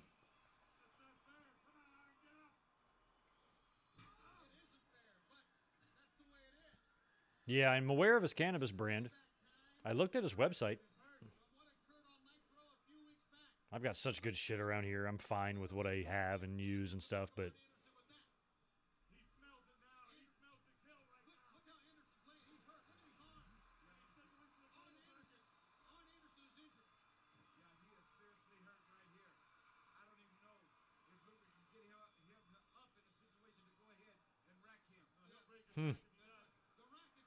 The rack.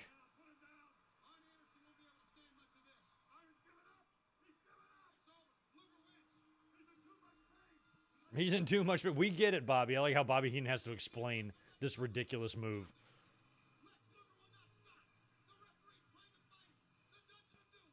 I've never been a fan of the torture rack either. It got, wow, he's still doing it. It got pops.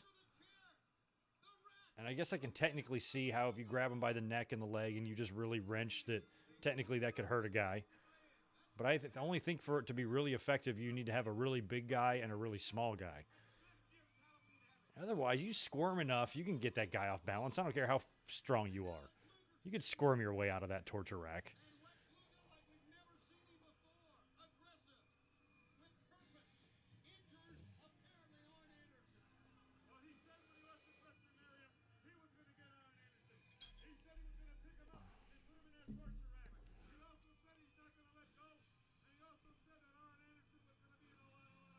Crystal Evan, that's a long time ago, bro. What, 96? Yeah, I know. Thanks for reminding me. how old I am.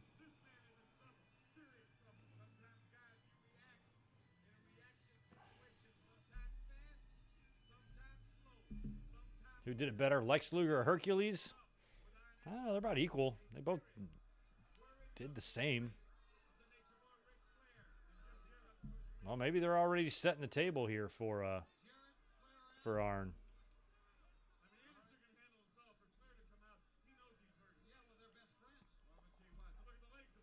Yeah, and that's the thing. Like, I was okay. I'm okay with the move, and, you know, at the end of the day, because I mean, it did get pops and it got reactions from the crowd, and that was one of the best Nitro moments of all time when he beat Hogan.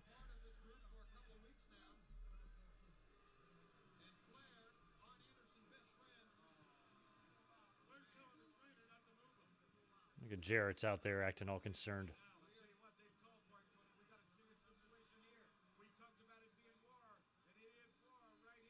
No, Luger's not in the Hall of Fame, as far as I know.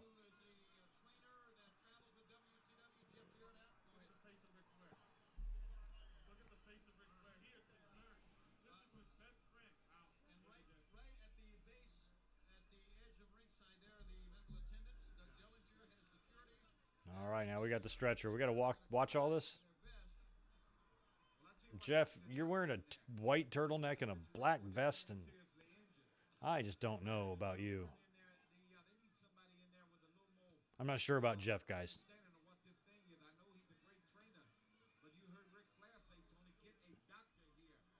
Get a doctor. Get a doctor for Arn. Whatever happened to Arn Anderson? What does he do these days?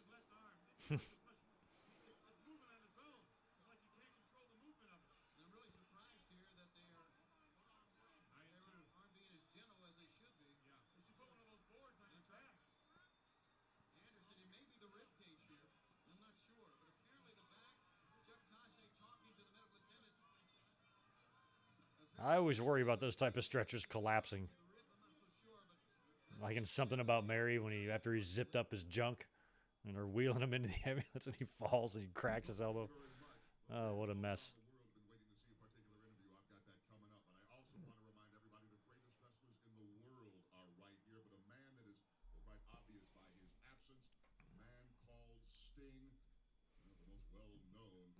Yeah, I agree. I think.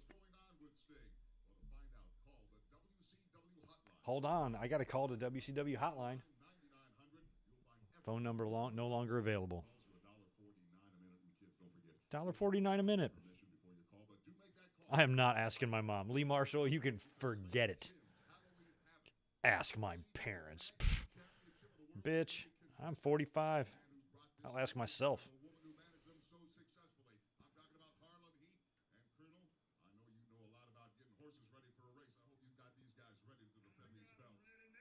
Wait, this isn't... Okay, no, it's not. I was about to say, this isn't the promo. The promo was on TV. I was like, this is not the promo. Phew. But Sister Sherry is there. I can see her. If Booker T would stop hogging the screen.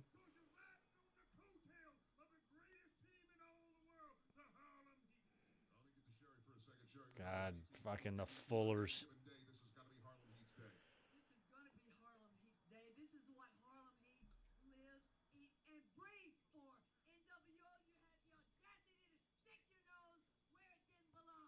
Sherry was great at bouncing around from different people. I mean, she was a manager, but a lot of times she wouldn't manage a bunch of people. She'd just be with one person or team. And she was like really equally good in all of those roles with Savage. And then she transitioned into $1 Million Man, which is great. Then she transitioned into Shawn, which is also great. And then in WCW, she was with Flair for a while, of course. And then with Harlem Heat was an interesting pairing, but one that worked. Sucker.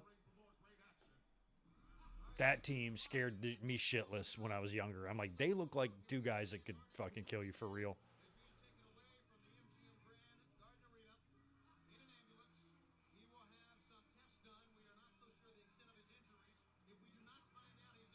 All right, we got Ming. Ming is getting a pay-per-view match and Barbarian. funny to see Jimmy Hart having control of these two, and Bobby Heenan, who's on commentary right now, used to have control of these two.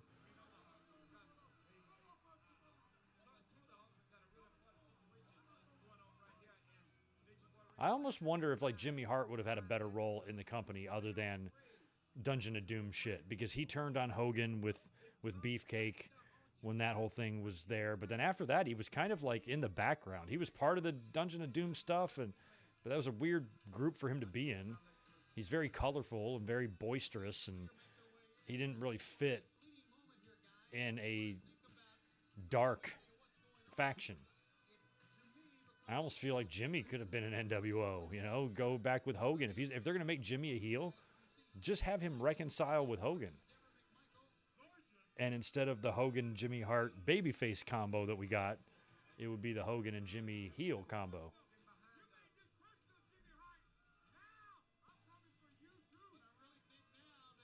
So it is Benoit. There's Nancy looking lovely as always. Look at her staring at the camera. Love it. She knew what to do. So it's going to be Benoit and Mongo against Barbarian and Ming. Interesting tag match for a pay-per-view. Look at Deborah.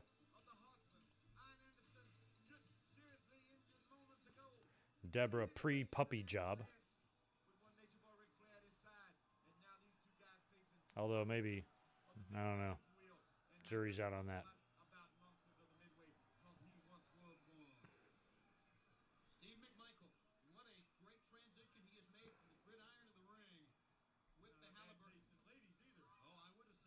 Oh, yeah, Mount Rushmore, guys, you don't try. Yeah, my Mount Rushmore for sure would be Ming, Brock, Gene LaBelle, and Danhausen.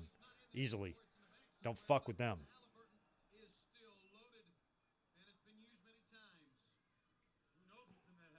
That Halliburton, man. They never shut up about the Halliburton. It was always about the Halliburton. Every time I turned on TV, Shivani was saying the word Halliburton.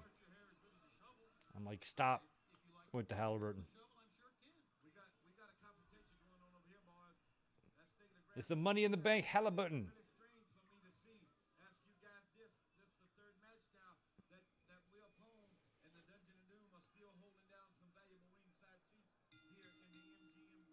In the MGM Grand. All right, here we go. Jimmy Hart walked over. Don't answer me about that thought. Walk on by.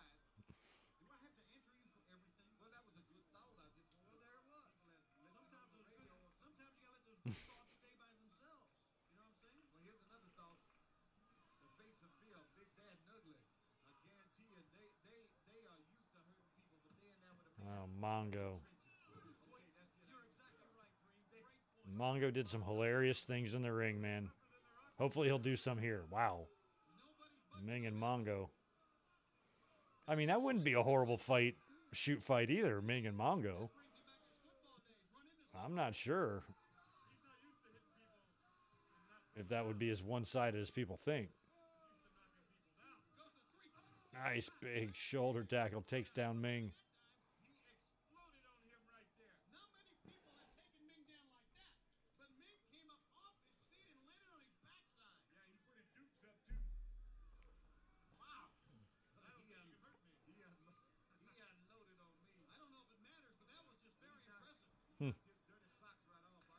He knocked his dirty socks right off.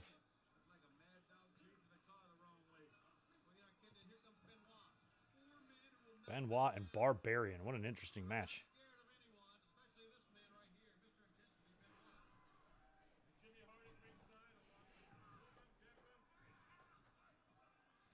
Forget Ming versus Hook. Ming versus Dominic. That would be the woodshed that boy needs. He's a menace, bub. That Dominic on Raw, he's a menace. Do you agree?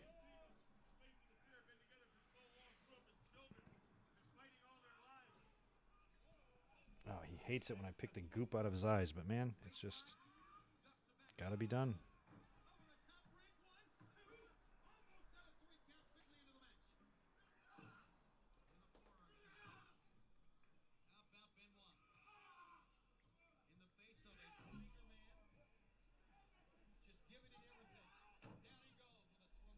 There you go, bud. You're cooperating. See, it's not so bad. Just grooming my boy over here. You know how they get the crusties. I got to dig them out. Just keep them clean. There you go, buddy.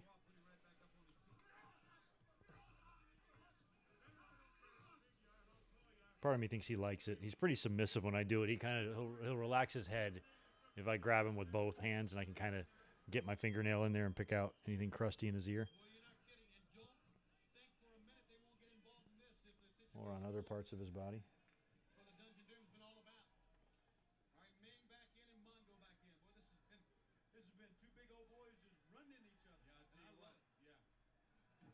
I cut a dread out of his fur the other day. He just had some matted down fur.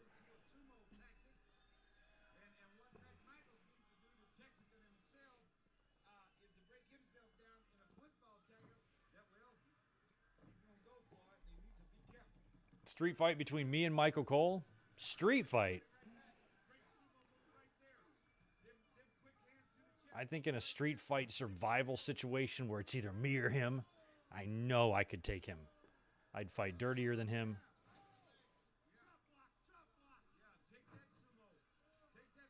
I think I'd win. I think I would win.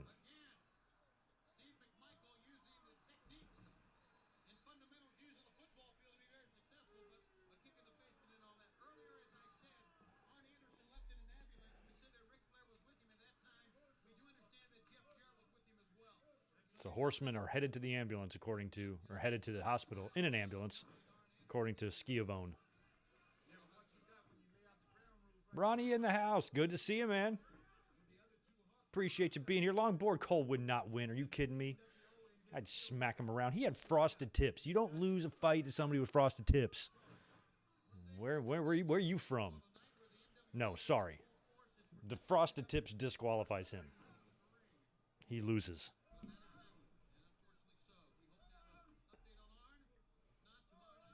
One nut shot, knuckles to the Adam's apple. He's down. And then I can just do whatever I want at that point. So it'll be over. I'll low blow you. Hopefully, I can stash a kendo stick in a garbage can lid nearby. And then, Cole stands no chance. Those kendo sticks, man. Dangerous weapons. They're everywhere, apparently. You just look underneath something, you're bound to find one.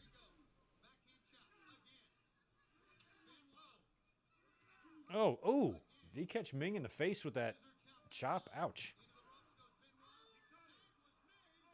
Wow, that was a good spot. Ming backdropped Benoit into Barbarian, who powerbombed him.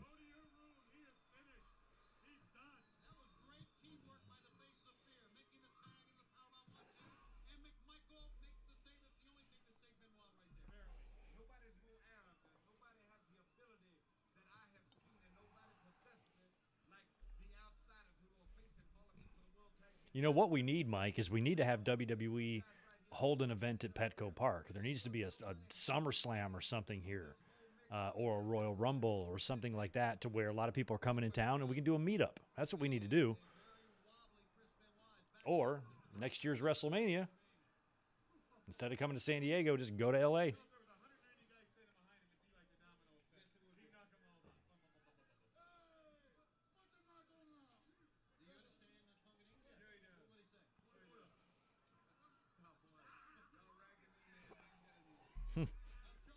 Piper's OJ Bronco. He should have drove that down to the ring later.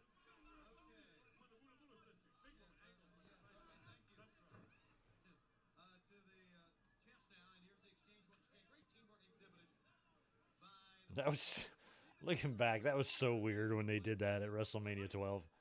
And then they had the aerial footage of the OJ chase. Oh my God. They would just do anything back then.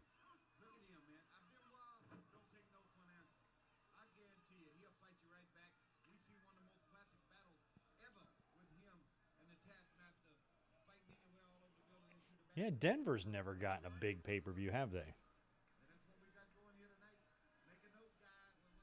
Well, let's analyze that. Royal Rumble, forget it.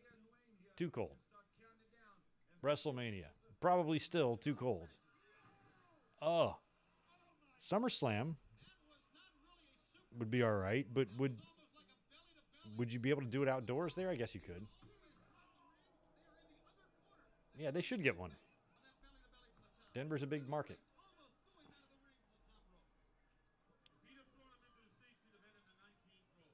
Vengeance 03 is the last time a pay-per-view's been there? Man. Is it because of the Nuggets and all that shit? As Vince hates the dude? I don't know. Here we go. Double headbutt to Benoit. Two guys are going to hit a top rope headbutt on the guy that uses that as one of his moves as well. Benoit's taking a lot of double team offense in this match. There's Mongo for the save.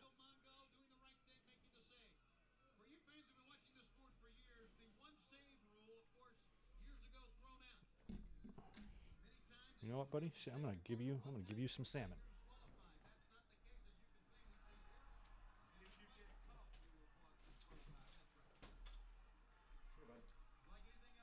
Come here, bud. I cooked him some salmon last night because I cooked myself some salmon and I gave him a piece. Here, buddy. Give him chunks of salmon. He loves it.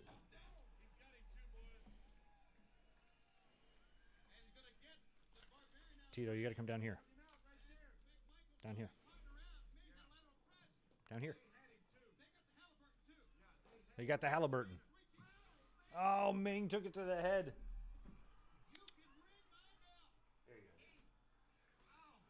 There you go, buddy. Well, Benoit's going for the headbutt now. That's going to finish it. Ball game. Pin him. Nope. Oh, yeah, he did. Good. The Horseman. Finally, things are looking up.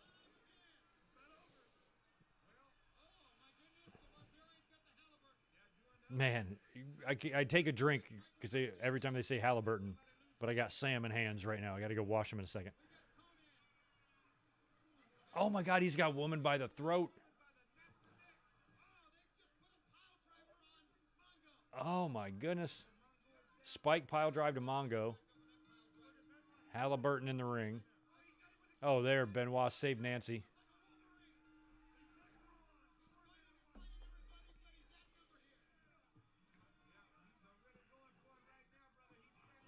Good job, bub. He's crushing the salmon.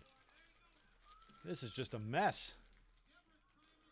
It's one of these crazy brawls, but the NWO is not even involved.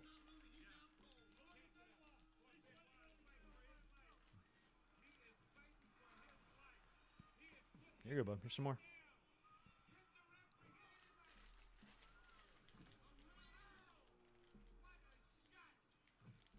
Oh.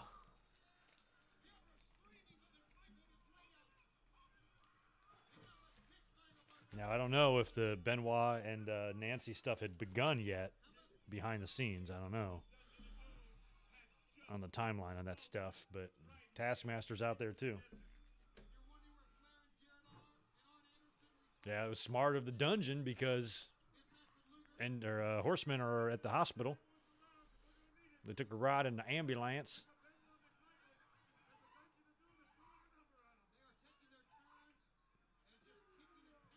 Oh, dang. Oh, wow.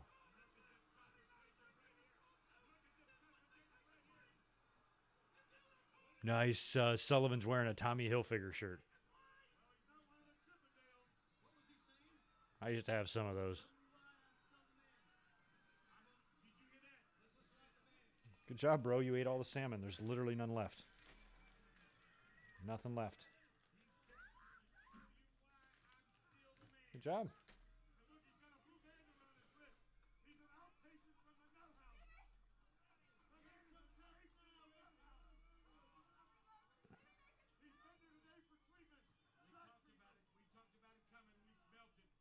We smelt it. Whoever smelt it, dealt it. Whoever denied it, supplied it.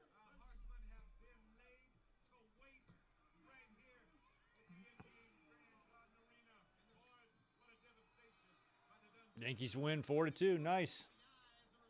Philly, barring some crazy comeback here, is probably going to win this against Dallas. Okay, so woman is with Benoit here. All right, I'm going to go wash this salmon shit off my hands. I'll be back in 2 seconds.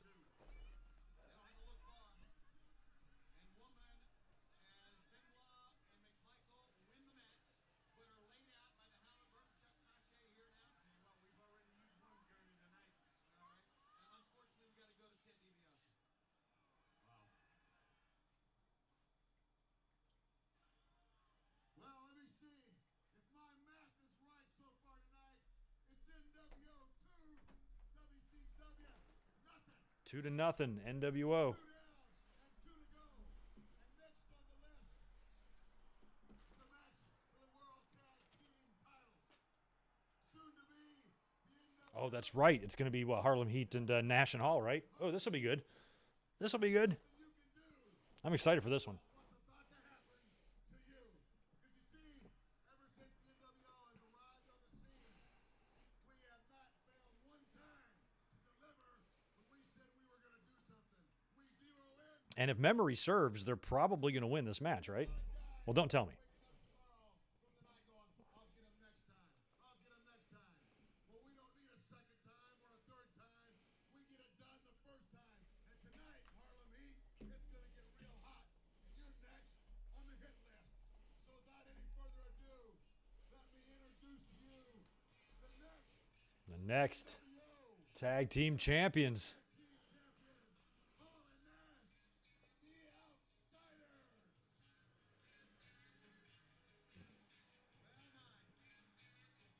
Nash and Hall.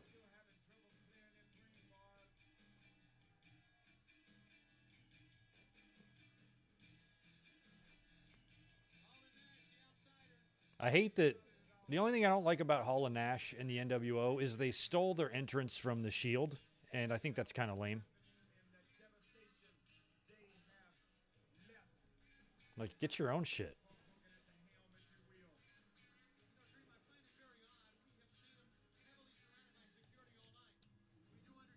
DiBiase should teach Steiner how math works. I don't know if DiBiase's got that kind of time.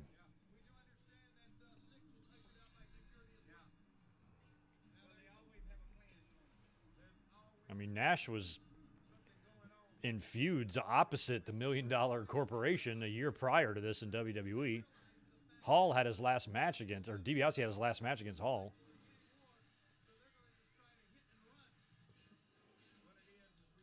Yep, there's another one. Our friend Scott Hall.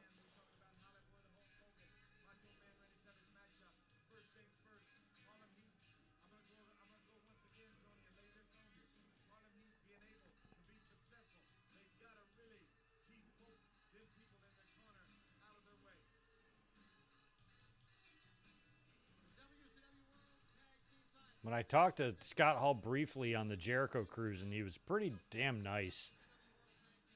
And he seems to really kind of own up, like, he doesn't think he's that big of a deal almost. Like, I said something to the effect, like, hey, I just want to let you know, I'm, like, really proud of you. Like, just the fact that I'm sitting here having, like, being able to meet you, you know, is pretty amazing. You're not supposed to be here. Of course, I didn't say that, but that's kind of the context I had it in. Like, just, I'm proud of you. You should be proud of this. Like, you know, it took a lot for you to, you know, crawl out of that hole that really you couldn't get any further down. And, you know, I just think that that's could be a good motivator. And I was like, just be proud of yourself or whatever. And he's just almost like, forget that, dude. I'm not proud of me or whatever. He almost was like, no. And I'm like, you should be proud of yourself.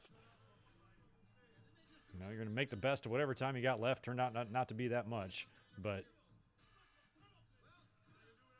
when he was like at rock bottom there, we all thought he was going to die. I can't believe he didn't. So we got him for a few more years, and that's something.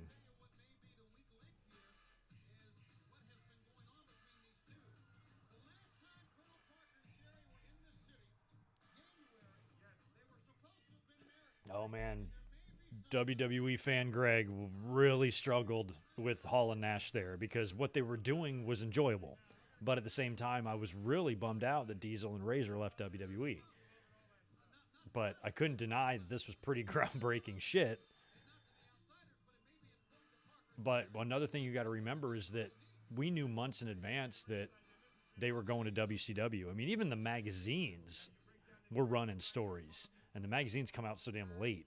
It's not really good. Magazines are not a really good source of news, but back in the day.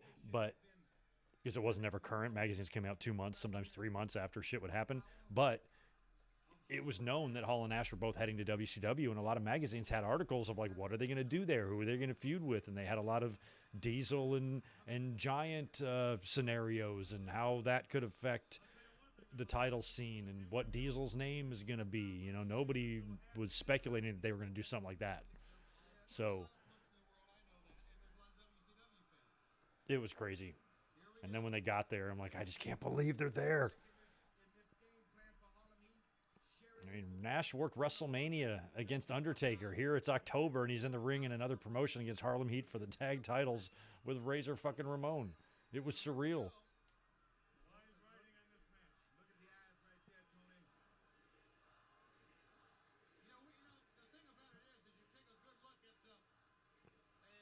I can't think of anything that would even come close to comparing to it in modern times, other than maybe, you know, a modern day Cody showing up in WWE after we had seen him in AEW like that, or Danielson maybe in AEW, or Punk in AEW. But this was crazy. Look, they're already grabbing the belts. It probably sucked too. They're probably so damn cocky and backstage and stuff. Like, they knew they were going to go over, and now they're going to. I would not mess with either of these boys.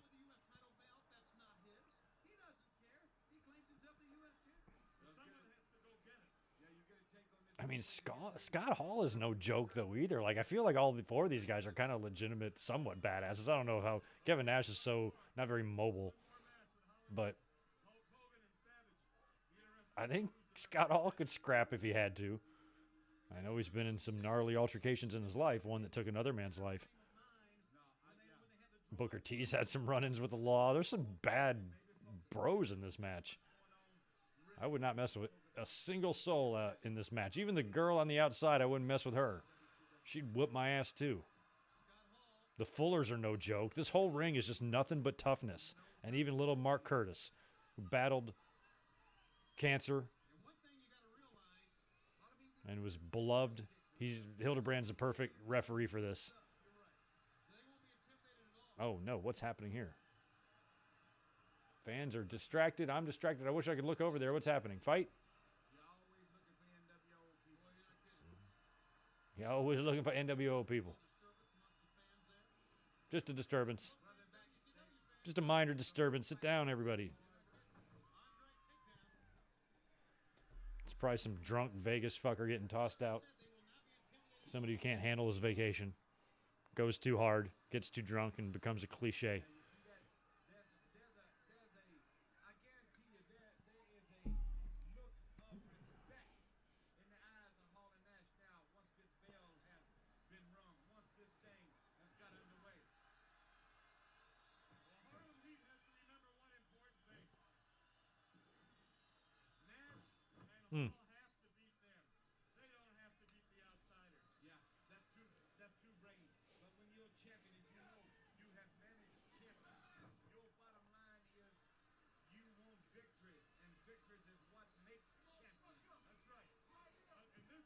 Did we, probably not.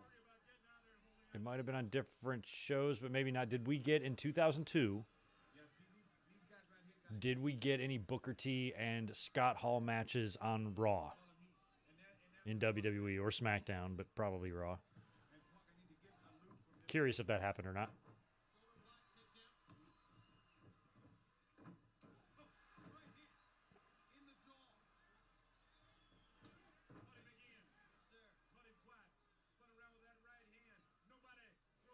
Vegas is a fun place to go to a wrestling show. I've been to two now. We were at SummerSlam last year at Allegiant Stadium, and then Double or Nothing this past year, and both times were a blast. So I would like to go to as many Vegas shows as I can allow myself to afford. No. Really? That's a shame. Booker T's owed a win, I think, in that situation. They should have had Scott Hall lose to him on Raw. Clean with the scissor kick or something.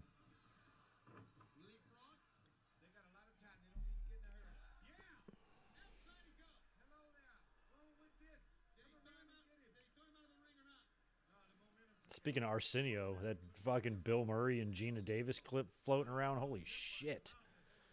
I don't even remember that. I never knew it existed. Holy crap.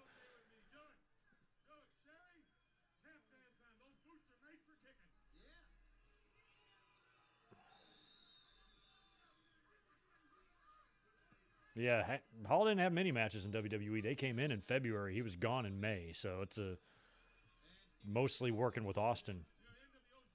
Everything he did was big. He worked with Austin. He worked with the Austin Rock tag team match on Raw. Oh, oof.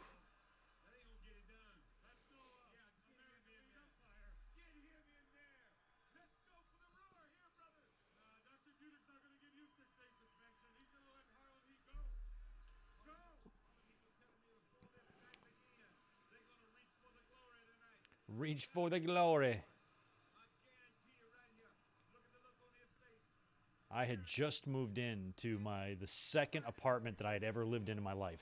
I had moved away from home and moved out on my own right when I turned 18, and lived in a place for about 9 months with a roommate, but didn't really love the place, so I ended up, and it was a girl roommate. We got along fine, and I knew her previously through another friend, so it worked out, but I had a better roommate lined up from work, a guy that I could live with that was that could afford a little bit better place, and we could get, just a nicer place. And so I was just moving in there. This is probably one of the first things I watched in that new place. Our rent was $360, and we split it. That's how cheap it was in 1996. And it was a 2-bedroom. It was only 1 bath, though. Didn't have much to it, no balcony. There was a washing machine downstairs. But it was still nicer than where I was living. 300. I remember maybe it was less than that. My half of it was 178. If my rent was that much now, I'd be a rich man.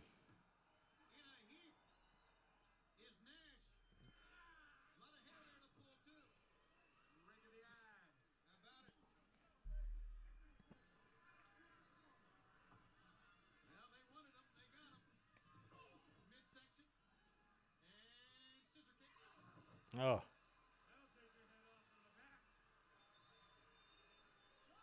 I would only live there a year, though, and then I would move out and get my own place.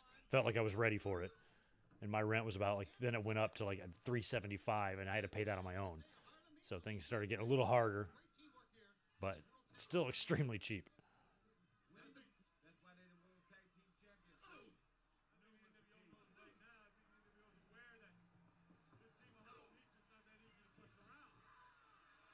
Wow.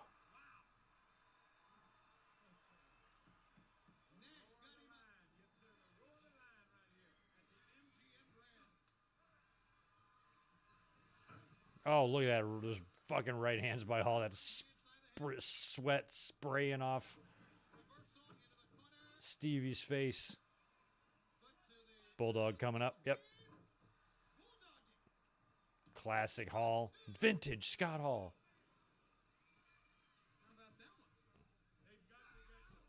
Ooh. Big clothesline. Sherry ain't playing. When is Sherry playing? She's never playing. She's gets physical any chance she gets.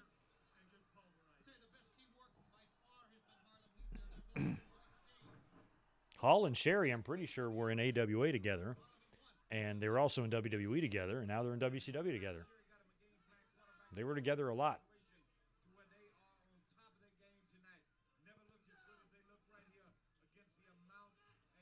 I guess in WWE it was only a short amount of time.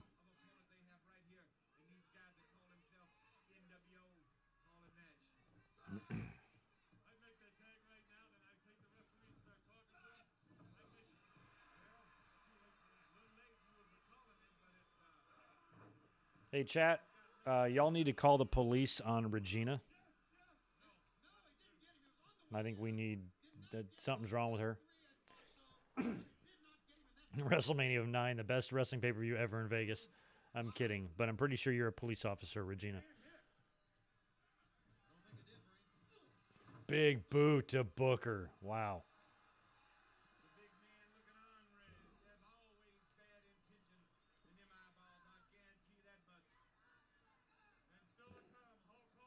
Nash was one of those early grays. It's hard to see it on camera, but I got all sorts of grays in my beard and shit. And Nash, he was getting gray early.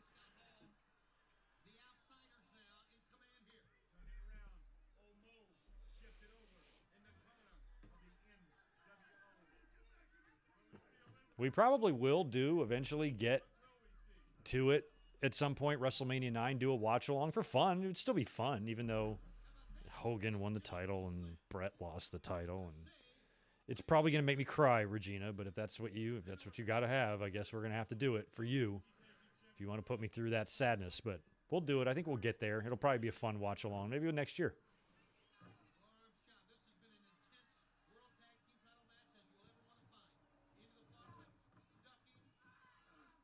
Oh, wow.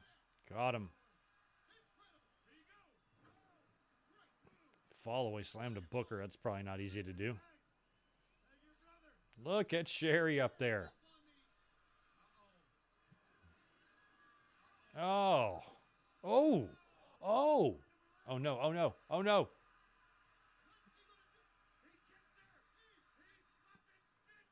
He's swapping spit with Sherry. Oh, my God. First thing he does to Sherry is he takes all the sweat from his chest and sprays it in her face. Then he grabs her by the hair, tilts her back, and forces a kiss on her, sexually assaulting her on live pay-per-view. And it wasn't even the Attitude Era yet. The shit you can get away with, man.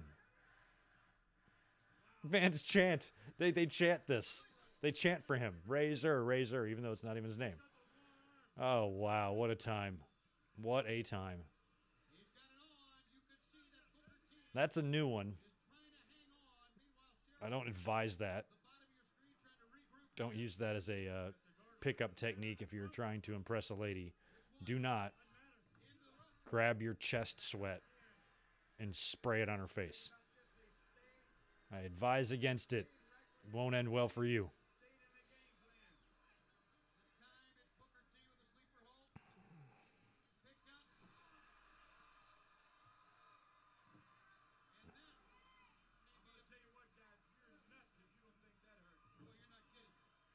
Yeah, people will go nuts for it unless you find a woman to be into it, and many would be.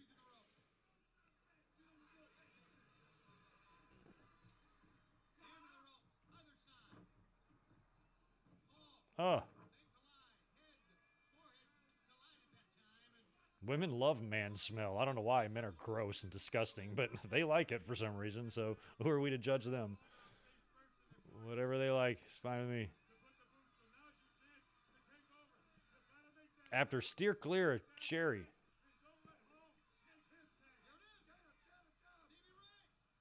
Unless this whole time that's not him. It just looks somebody who looks exactly like him. But I'm pretty sure it's him. Oh, wow.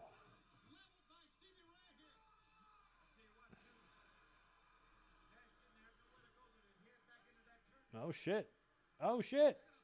Dallas with the first down, and it's only 20-10 now, so they've scored another touchdown during this quarter that we missed. So they're only down 10.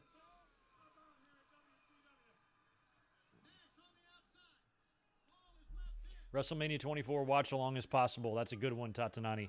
That's a real good one. Boom! Oh, that's another move I would not want to take is Booker T's Harlem Hangover. Oh, here's Parker. Uh-oh, what do we got? We got just the... It's like the ending of Demolition and Strike Force at WrestleMania 4. The cane. The cane. With the referee's back turned.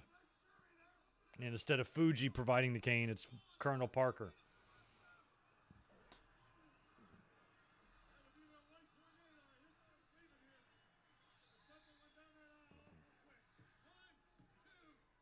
And And that's it. And they won with a cane. Bam, bam, bam. Yeah, I like all those ideas. Yeah, Mania 20 we should do. I thought we did it, but I guess we didn't. I think one year I did like one match or something. Mania 23, I'd be into that in Detroit. Mania 24 for sure. 13 would be fun too. I got nothing against 13. There's still some good stuff on there. Plus, I remember it fondly. We were marking out when Austin was bleeding his brains out on pay-per-view. He hit him with the belt. Or the cane, I mean. Sherry yelling at Hildebrand. And they're the champs. Fans love it. WrestleMania 1 watch along. I don't know. Maybe. Maybe for fun. We got to do a members only stream, but that one might be boring for the members. We're going to let the members just choose that.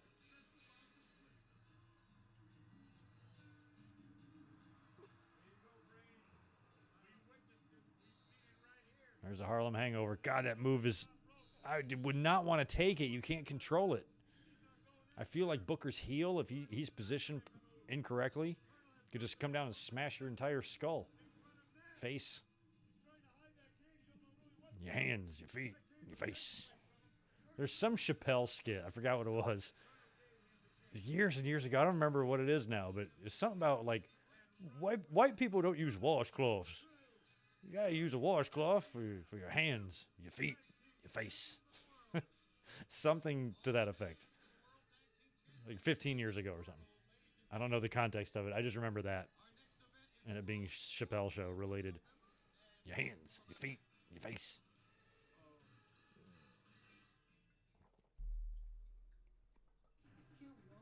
But I guess that must be true because I don't use washcloths. I just use a bar of soap. Who's this guy?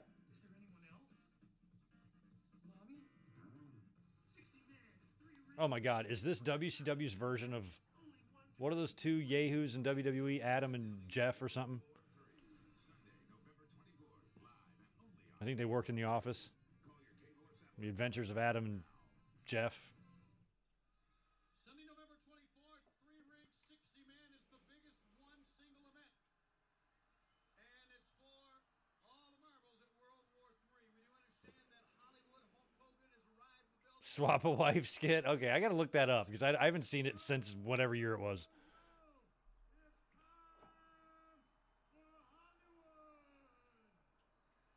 See, how is he doing? How is he getting his hair to do this? He looks ridiculous. Now, there's something on him, right? He did not cut his hair that way, right? It's time for Hogan and Savage. He looked so skinny back then. Just nerve ends.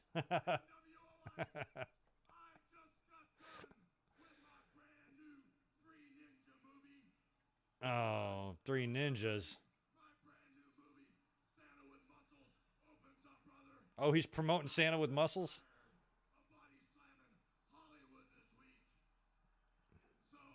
Hogan, you suck. Your movies are terrible. You're terrible.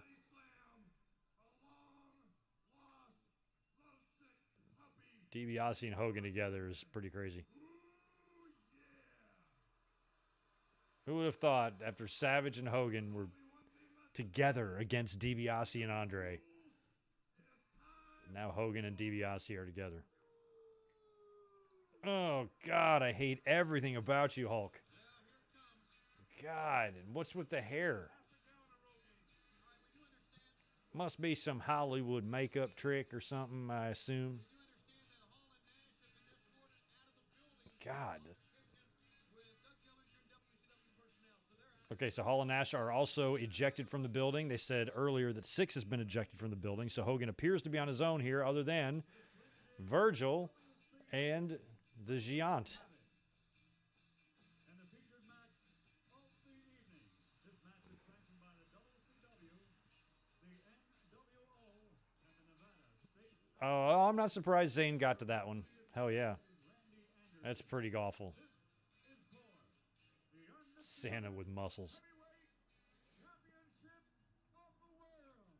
I've never seen it, and I never will. Unless great amount of dollar bills are donated to the channel, and you say you must watch it now. My price is not that high. Let's go $8 grand. $8 grand will get you Santa with muscles. This is the moment we've all been waiting for. Ladies and gentlemen, let's get ready to rumble!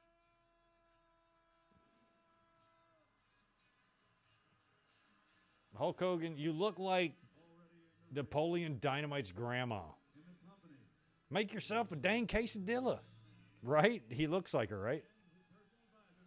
He's going to go four-wheeling at the dunes. Oh, I hated Savage's WCW theme.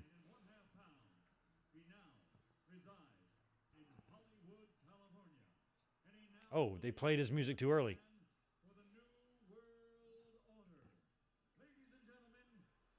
Michael Buffet.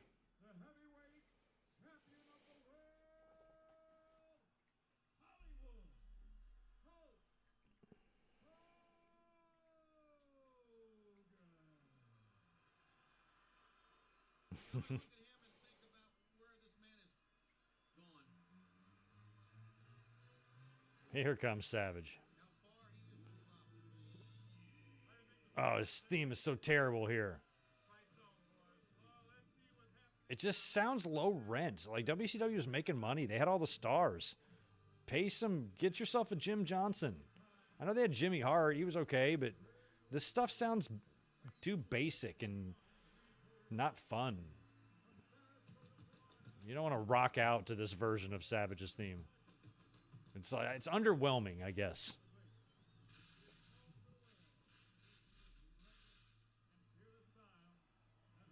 So Hogan had to be on drugs here. It's got to be. No other explanation. Yeah, I wouldn't doubt it.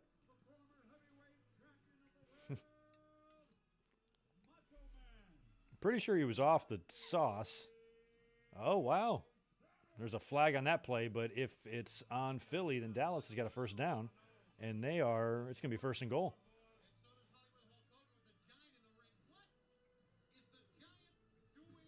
No, tell me he's got like his monster truck or something.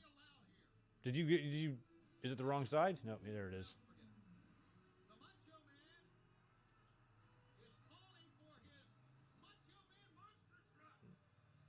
Is this necessary? Yeah, I would definitely drive that to work. First place I would go is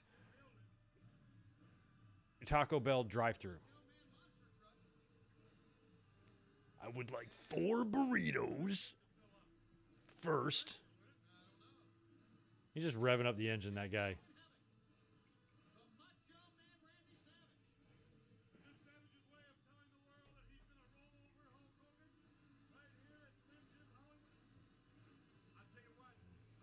Is this Savage's way of telling the world he's going to roll over Hogan? I think that's a reach, Bobby. But I think it's more of a way of him to say, look at this monster truck that we bought.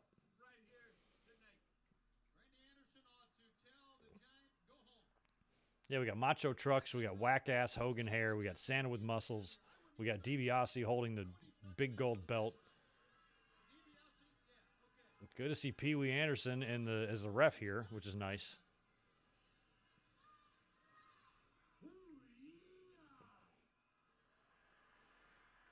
Savage, I liked your feud with Crush better.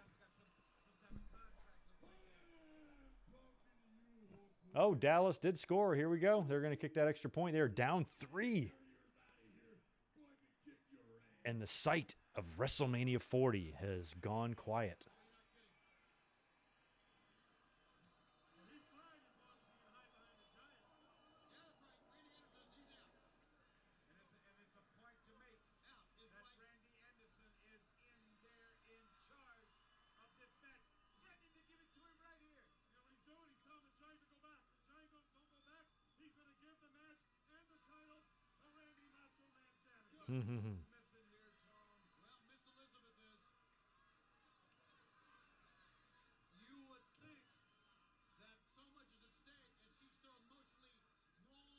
Now, Savage he had already won the title, right? He had already been WCW champion. He won at World War III, I think, the year before.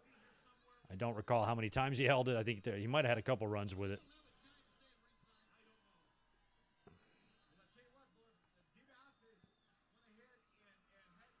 Who did Del Taco just get bought out by? Del Taco and somebody just merged or some shit.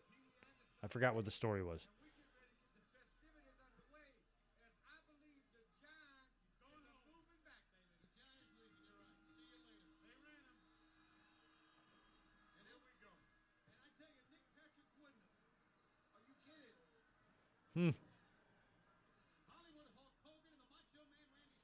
I know. They're playing with fire doing Lincoln Financial. I always, for years on the YouTube channel, I'm like, too bad, Philly.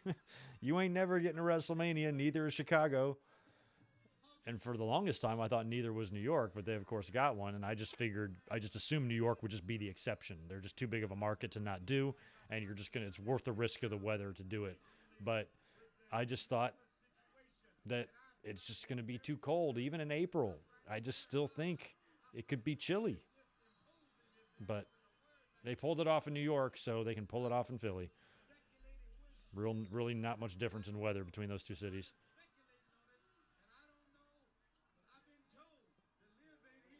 I don't know what I've been told.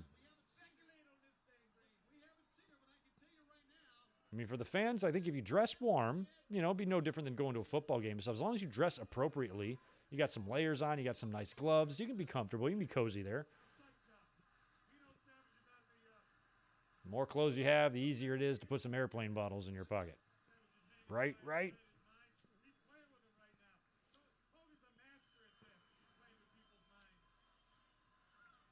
Hogan's always, it's his macho head games is what it is. When does that ridiculous thing on Hogan's head come off? That's all I'm concerned with at this point.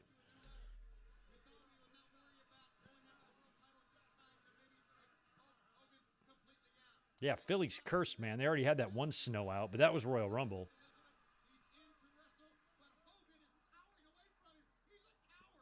He's a coward. It is funny to see. I mean, since this is their first WCW match against each other, that means they haven't wrestled since 1990. I mean, it's probably a 6-year drought. Am I right? The last time they probably would have had a singles match would have been sometime in 1990 when he was the Macho King, maybe on a live event or something. I know they worked the NBC special with Buster Douglas that year in 90, which was 90, I think.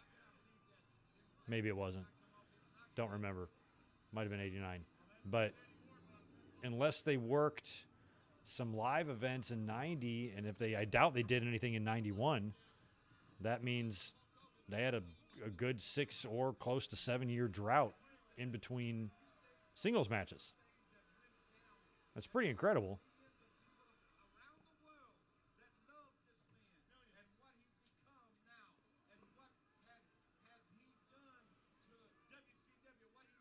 Yeah, rip that wig off and expose his horrifically worse, ugly hair. But I'm just tired of looking at Napoleon Dynamite's grandma.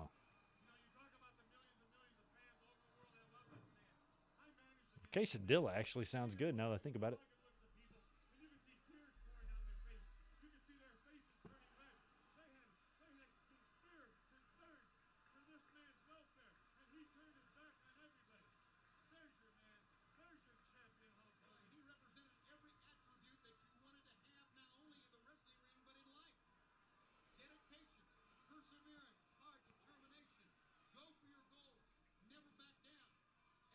Oh, yeah.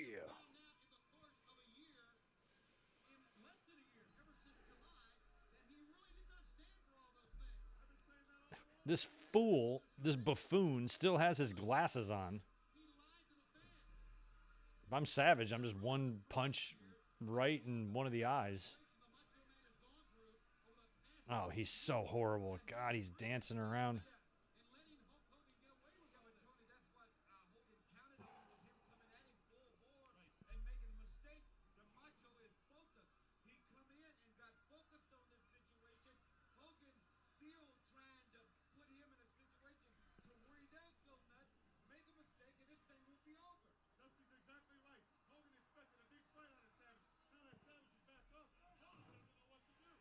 Eagles on the move, first down, midfield. Yeah, you better not blow this.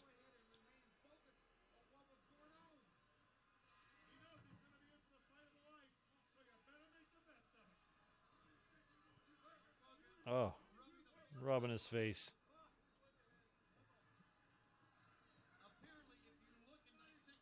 You know what's kind of interesting? In the WrestleMania 5 match, Savage kind of wore some orange. Although he was wearing the shorter gear back then.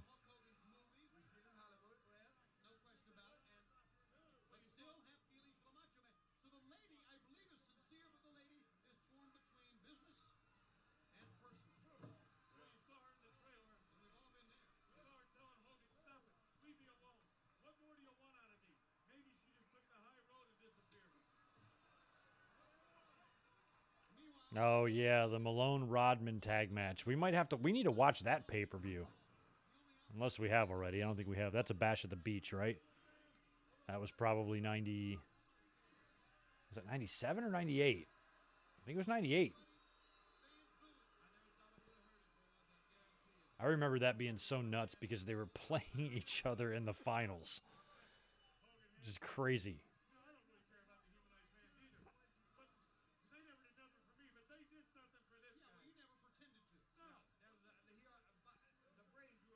I mean, I think at the time in mainstream, Dennis Rodman was every bit of the star that Mike Tyson was, or at least every bit of the recognizable name.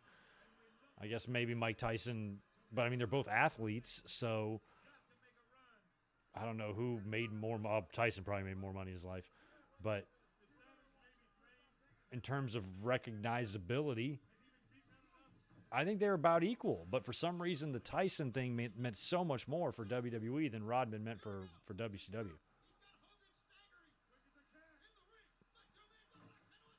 Or it seemed to, anyway. But finally, those glasses break those things, Savage. Oh, he's got them now.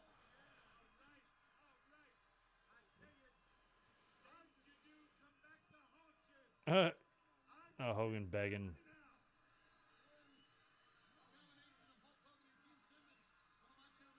Hogan's still working on being a heel.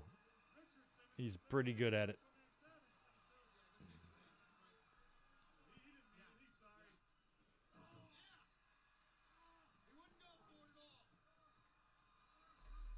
Well, I've always had a mild interest in Dennis Rodman because he was a part of the championship teams when my home team Pistons were back-to-backers. Finally, it's off. Gee, the top is down. The top is down. What else is hanging off of his head? Oh, look at that thing. What am I looking at? Oh, it's just this little ponytail. Uh-oh, it's not there. The top is down. Macho Man is wearing it. That's actually quite funny. Savage looks like he's wearing one of those hats. It's like raccoon-looking hats or something.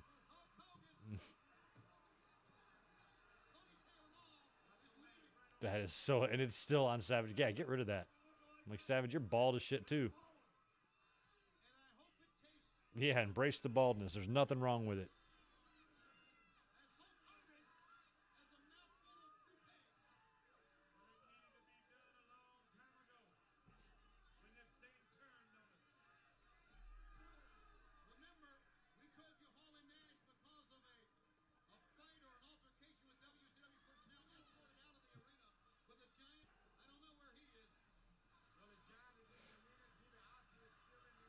Oh.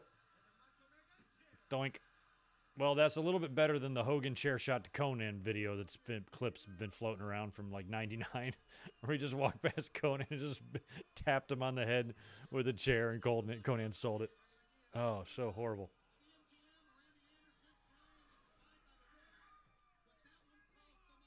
Probably just Hogan being careful. You don't want to tag him for real.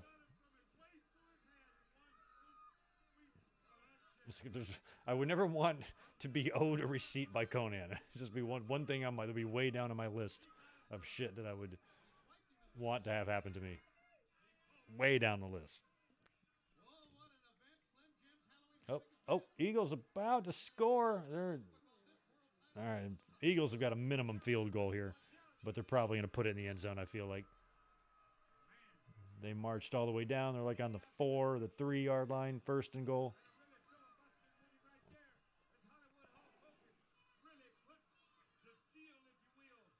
The steal, if you will.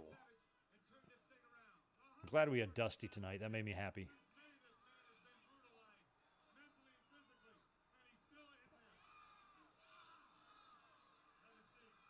Have a seat. Not there. Eagles scored. Up. Yes, they did. All right. Boy, they started letting that one slip away, but now they're probably in pretty good position here with 7 minutes left, being up by 2 scores. Oh, look at her. Oh, my goodness.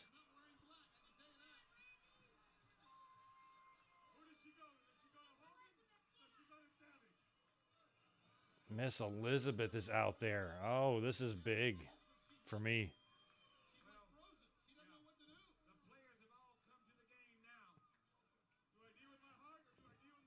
Not quite WrestleMania 5, but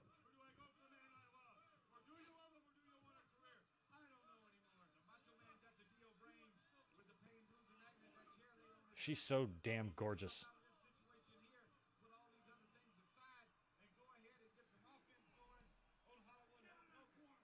Oh, we got a penalty. Unsportsmanlike on Dallas. That's going to hurt them even more. Good job, Diggs. Oh, no. This is crazy. We got Hogan, Savage, $1 Million Man, and Elizabeth involved in a pay-per-view main event. Last time this happened, Elizabeth was wearing something. Oh. There's a full moon on the desert. I got way too much of Hogan that I needed. I got Hogan's name and address on that one. No, thank you.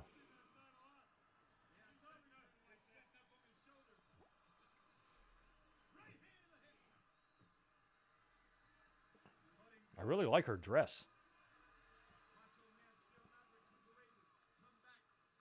My Elizabeth has a Miss Elizabeth figurine. What am I, 90? She's got a Elizabeth action figure with her SummerSlam 88 costume and the skirt tears off. It sits right on the nightstand. Figurine. Oh. Hogan's just barely top rope bumped.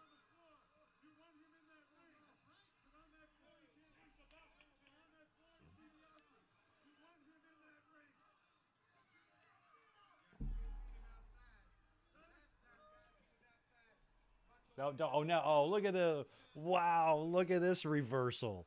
This exact same spot was done at WrestleMania 5, only it was Savage holding Elizabeth in front. And Gorilla losing his mind about how cowardly Savage is. Times have changed from 7 years ago. Terrible slam, Savage. Are you hurt?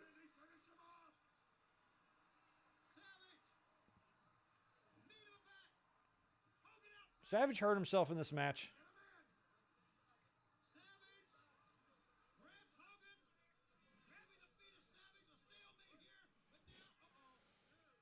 You mean doll action figure? Yeah, I should have called it a doll. It's a doll. I played with dolls.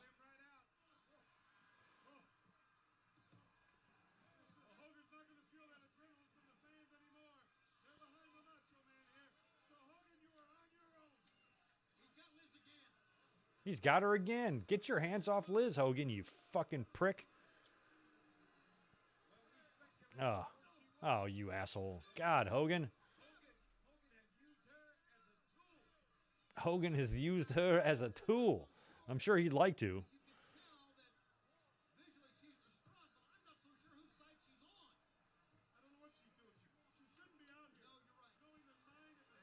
Oh, Zach, you have a whole bunch of figurines as well. Your figurine and doll collection is probably better than mine.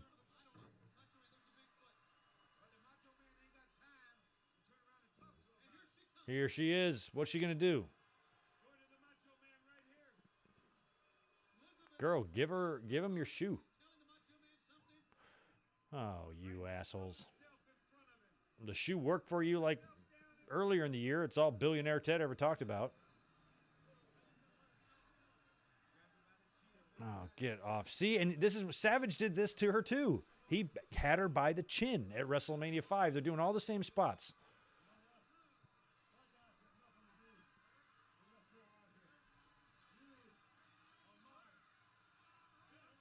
He better not kiss her. I'm going to crawl through the screen.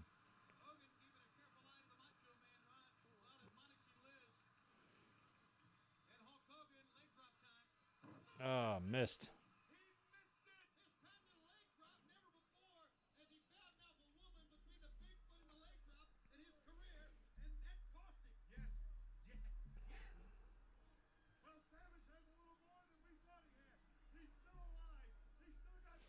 Oh, yeah, Liz. She just stopped him from using something. I don't know what he had. Brass knuckers?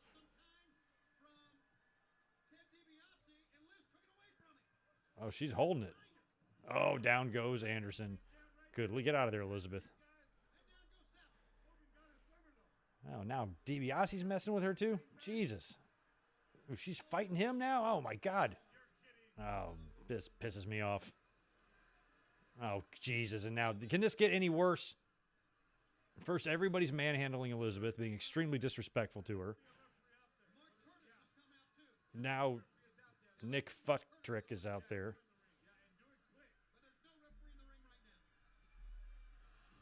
Being all Nick Futtricky. That was a better slam that time. I thought Savage got hurt because that last scoop slammer he did on Hogan was weak looking. Big elbow. Of course, Patrick's not going to count. Oh, my neck. Oh, my neck. Oh, that sucks. Oh, you bastard. Savage's like, you gotta be fucking kidding me.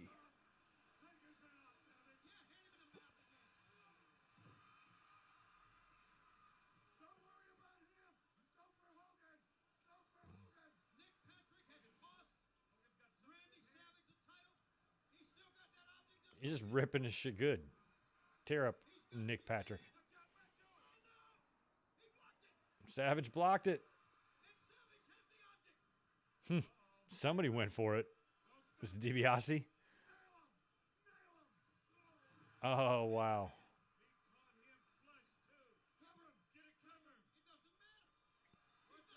There's no referee. Oh, he's going to go for the elbow. Nice. Oh, DiBiase, you bastard. We got the main event of WrestleMania 4 on the outside of the ring and the main event of WrestleMania 5 inside the ring. This is a crazy night in WCW. Oh, shit. Here comes the main event of WrestleMania 3.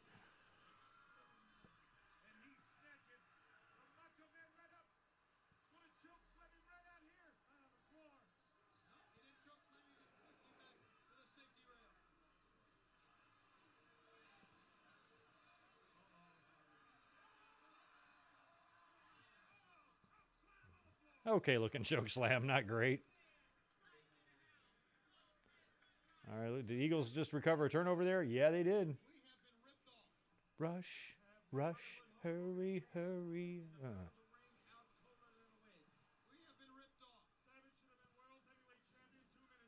Rush got interrusted. Oh, no.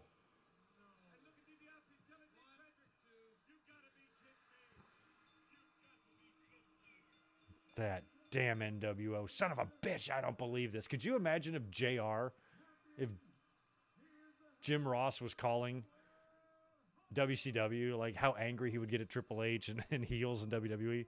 Son of a bitch, the NWO.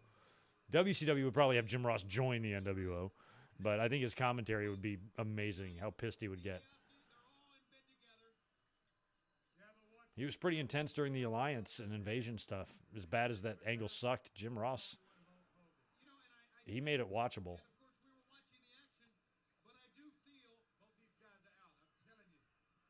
What is this? I love that Giant is on ice duty. It's your job, Giant.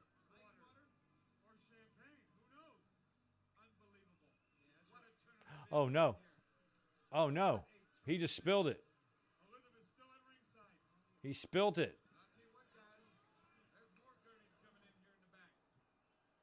Oh, there's still enough in there. Okay. Are you going to just dump it on him?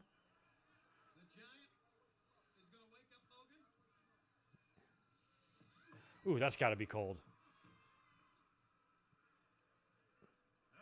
So this must be like how it goes off the air or something, and then Piper comes and talks. We got 10 minutes left, so. Go ahead, Nick. Raise his hand.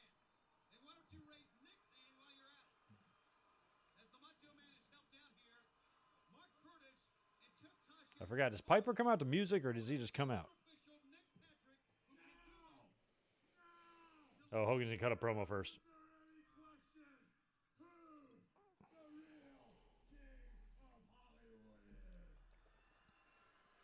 Oh, yeah, I guess perfect time for Piper to come, considering he's done a couple movies himself, and Hogan hasn't shut the hell up about his movies.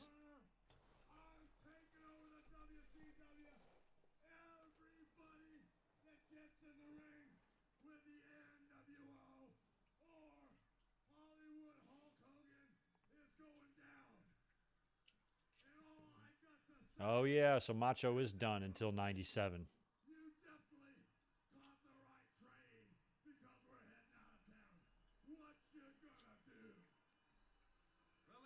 I don't know what we're going to do, Hogan. We're going to try to get by, though.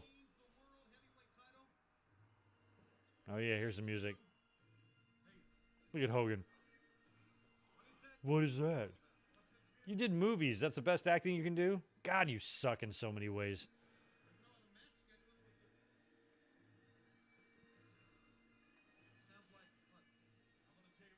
You said cute. I thought it said cute bagpipes. I'm like, yeah, they are kind of cute. Cute bagpipes. These idiots. Bobby Heenan's like, I think I might know who this is. I'm like, no, you guys know definitely who it is. There's no question here. Oh, there he is. Who's behind him?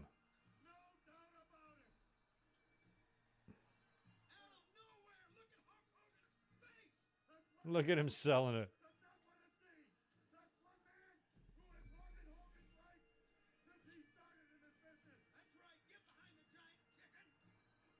I mean, Heenan's not exactly accurate there. He said that Piper's haunted Hogan and they've been rivals forever. They were bros, man. They were friends from 87 all the way. They've been friends for the last 10 years in terms of kayfabe.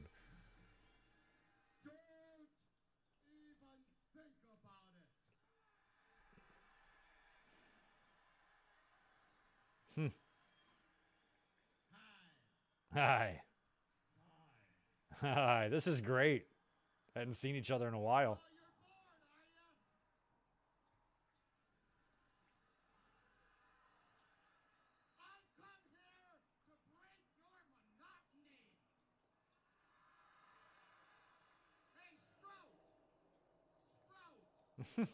Sprout.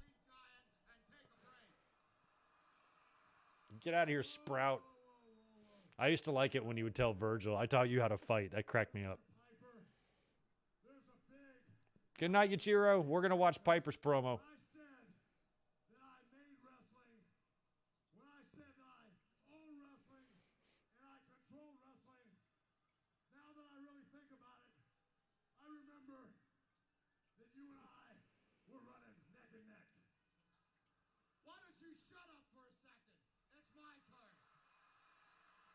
Oh, yeah, don't let him tell the story.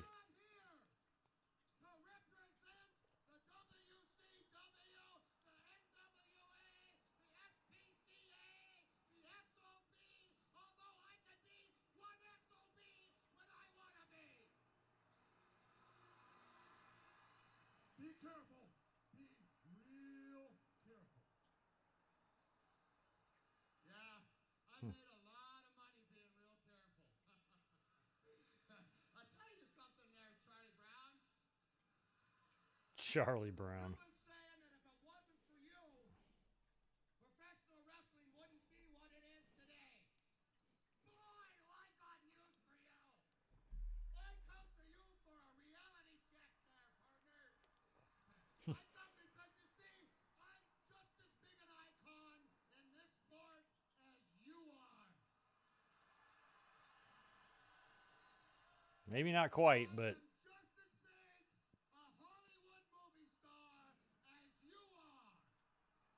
neither one of you are Hollywood movie stars. Let's just start with that. You know, The Rock is a Hollywood movie star. 'cause I'm You, shooting this one, folks. you two are not. I'm a multi-millionaire too. I started fighting pro when I was 15 years old. I've had over 6,000 professional matches. I've been stabbed 3 times. Scares Hogan too. Sit back, Sprout. Sit back. Sit back, Sprout. Do what you're told. Fucking Sprout, man. Shut your mouth. You tell Sprout to do something, he just never listens. We have the floor. I've caught your act.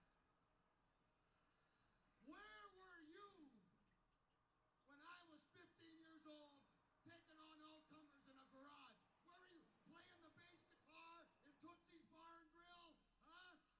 Tootsie's Bar and Grill. Where were you? I wonder if they have a mushroom burger. Something, Piper. I'm gonna call a spade a spade. We ran together. The heck with a backstory. Yeah, They Live's got a cult following, but I still argue Piper's not a movie star. He just did a couple movies. One was kind of good. Multi-millionaire. I have to think back and give the devil his due. We ran neck and neck. No, not yet. Not yet. You remember? Not yet. Hogan wants to get this neck and neck shit out. Oh, WrestleMania. He just said WrestleMania. Maybe that's why they didn't put this on the main pay-per-view. If I hadn't knocked out Mr. T, took on the New York City Police Department, chased Dick Clark, had my way with Liberace, if they didn't hate me so much, you think they would have been cheering you so much? I mean, Piper's got a point there. That in that particular feud, Hogan was just stupidly over anyway, but a big part of that was the hate for Piper. I lived that, and I know that to be fact. I'm the one guy you've never been able to beat. I'm the one guy who's never let you beat him. You're going to admit it. I'm as big an icon in this sport, and whether you want to say it or not, you at least have the guts to put your hand out and you shake my hand and you admit that it isn't you that brought all these people here. It's all these people here that made you. Yeah, Hogan, you used to know this. I'll be glad to. Let me tell you something, Piper. Oh, let me tell you something. We had wars to settle the score, which didn't get settled. I thought you took off. War to settle the score was 11 years earlier. That's crazy. Now that I see you face to face, me being the honest man that I am. Do I have wars? I don't have it.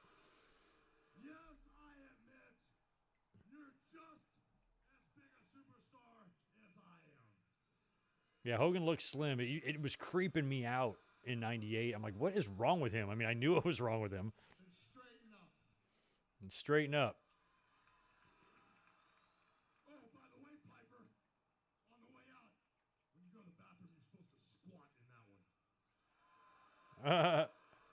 It's always got to be a skirt joke. Like, Piper continues to wear this thing no matter what people say. So you'd think after 20 years, people would be like, okay. No, I've had enough. Let me tell you something. You're messing with Hollywood Hogan and NWO. You step back into my world, I can still see you've got the makeup on your face, Piper, and the way it goes. Now that I look in your eyes, maybe we need to have the war that didn't settle the score. Your day's coming. Yeah, I want to know something. I'm the reason you got no hair, and what you gonna do about it?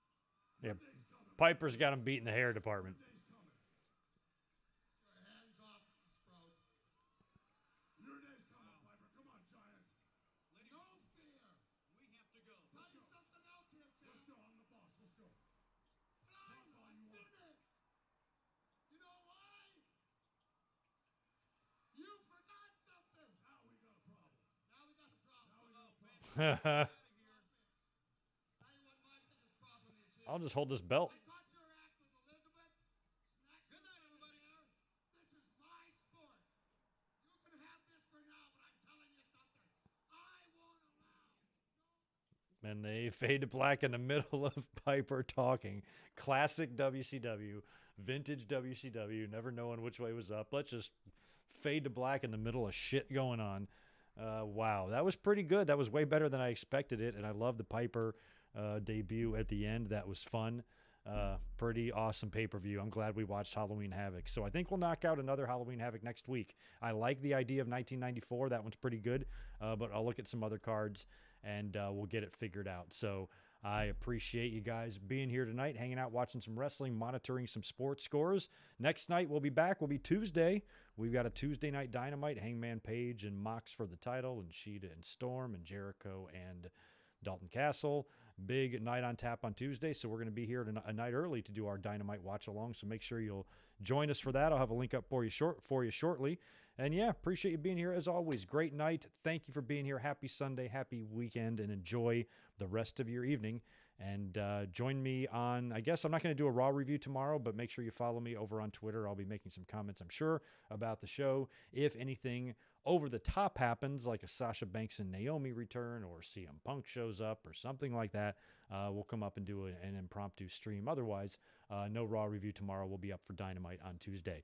So there you have it. Appreciate you guys being here again. Thanks so much, and I'll catch you soon. Peace.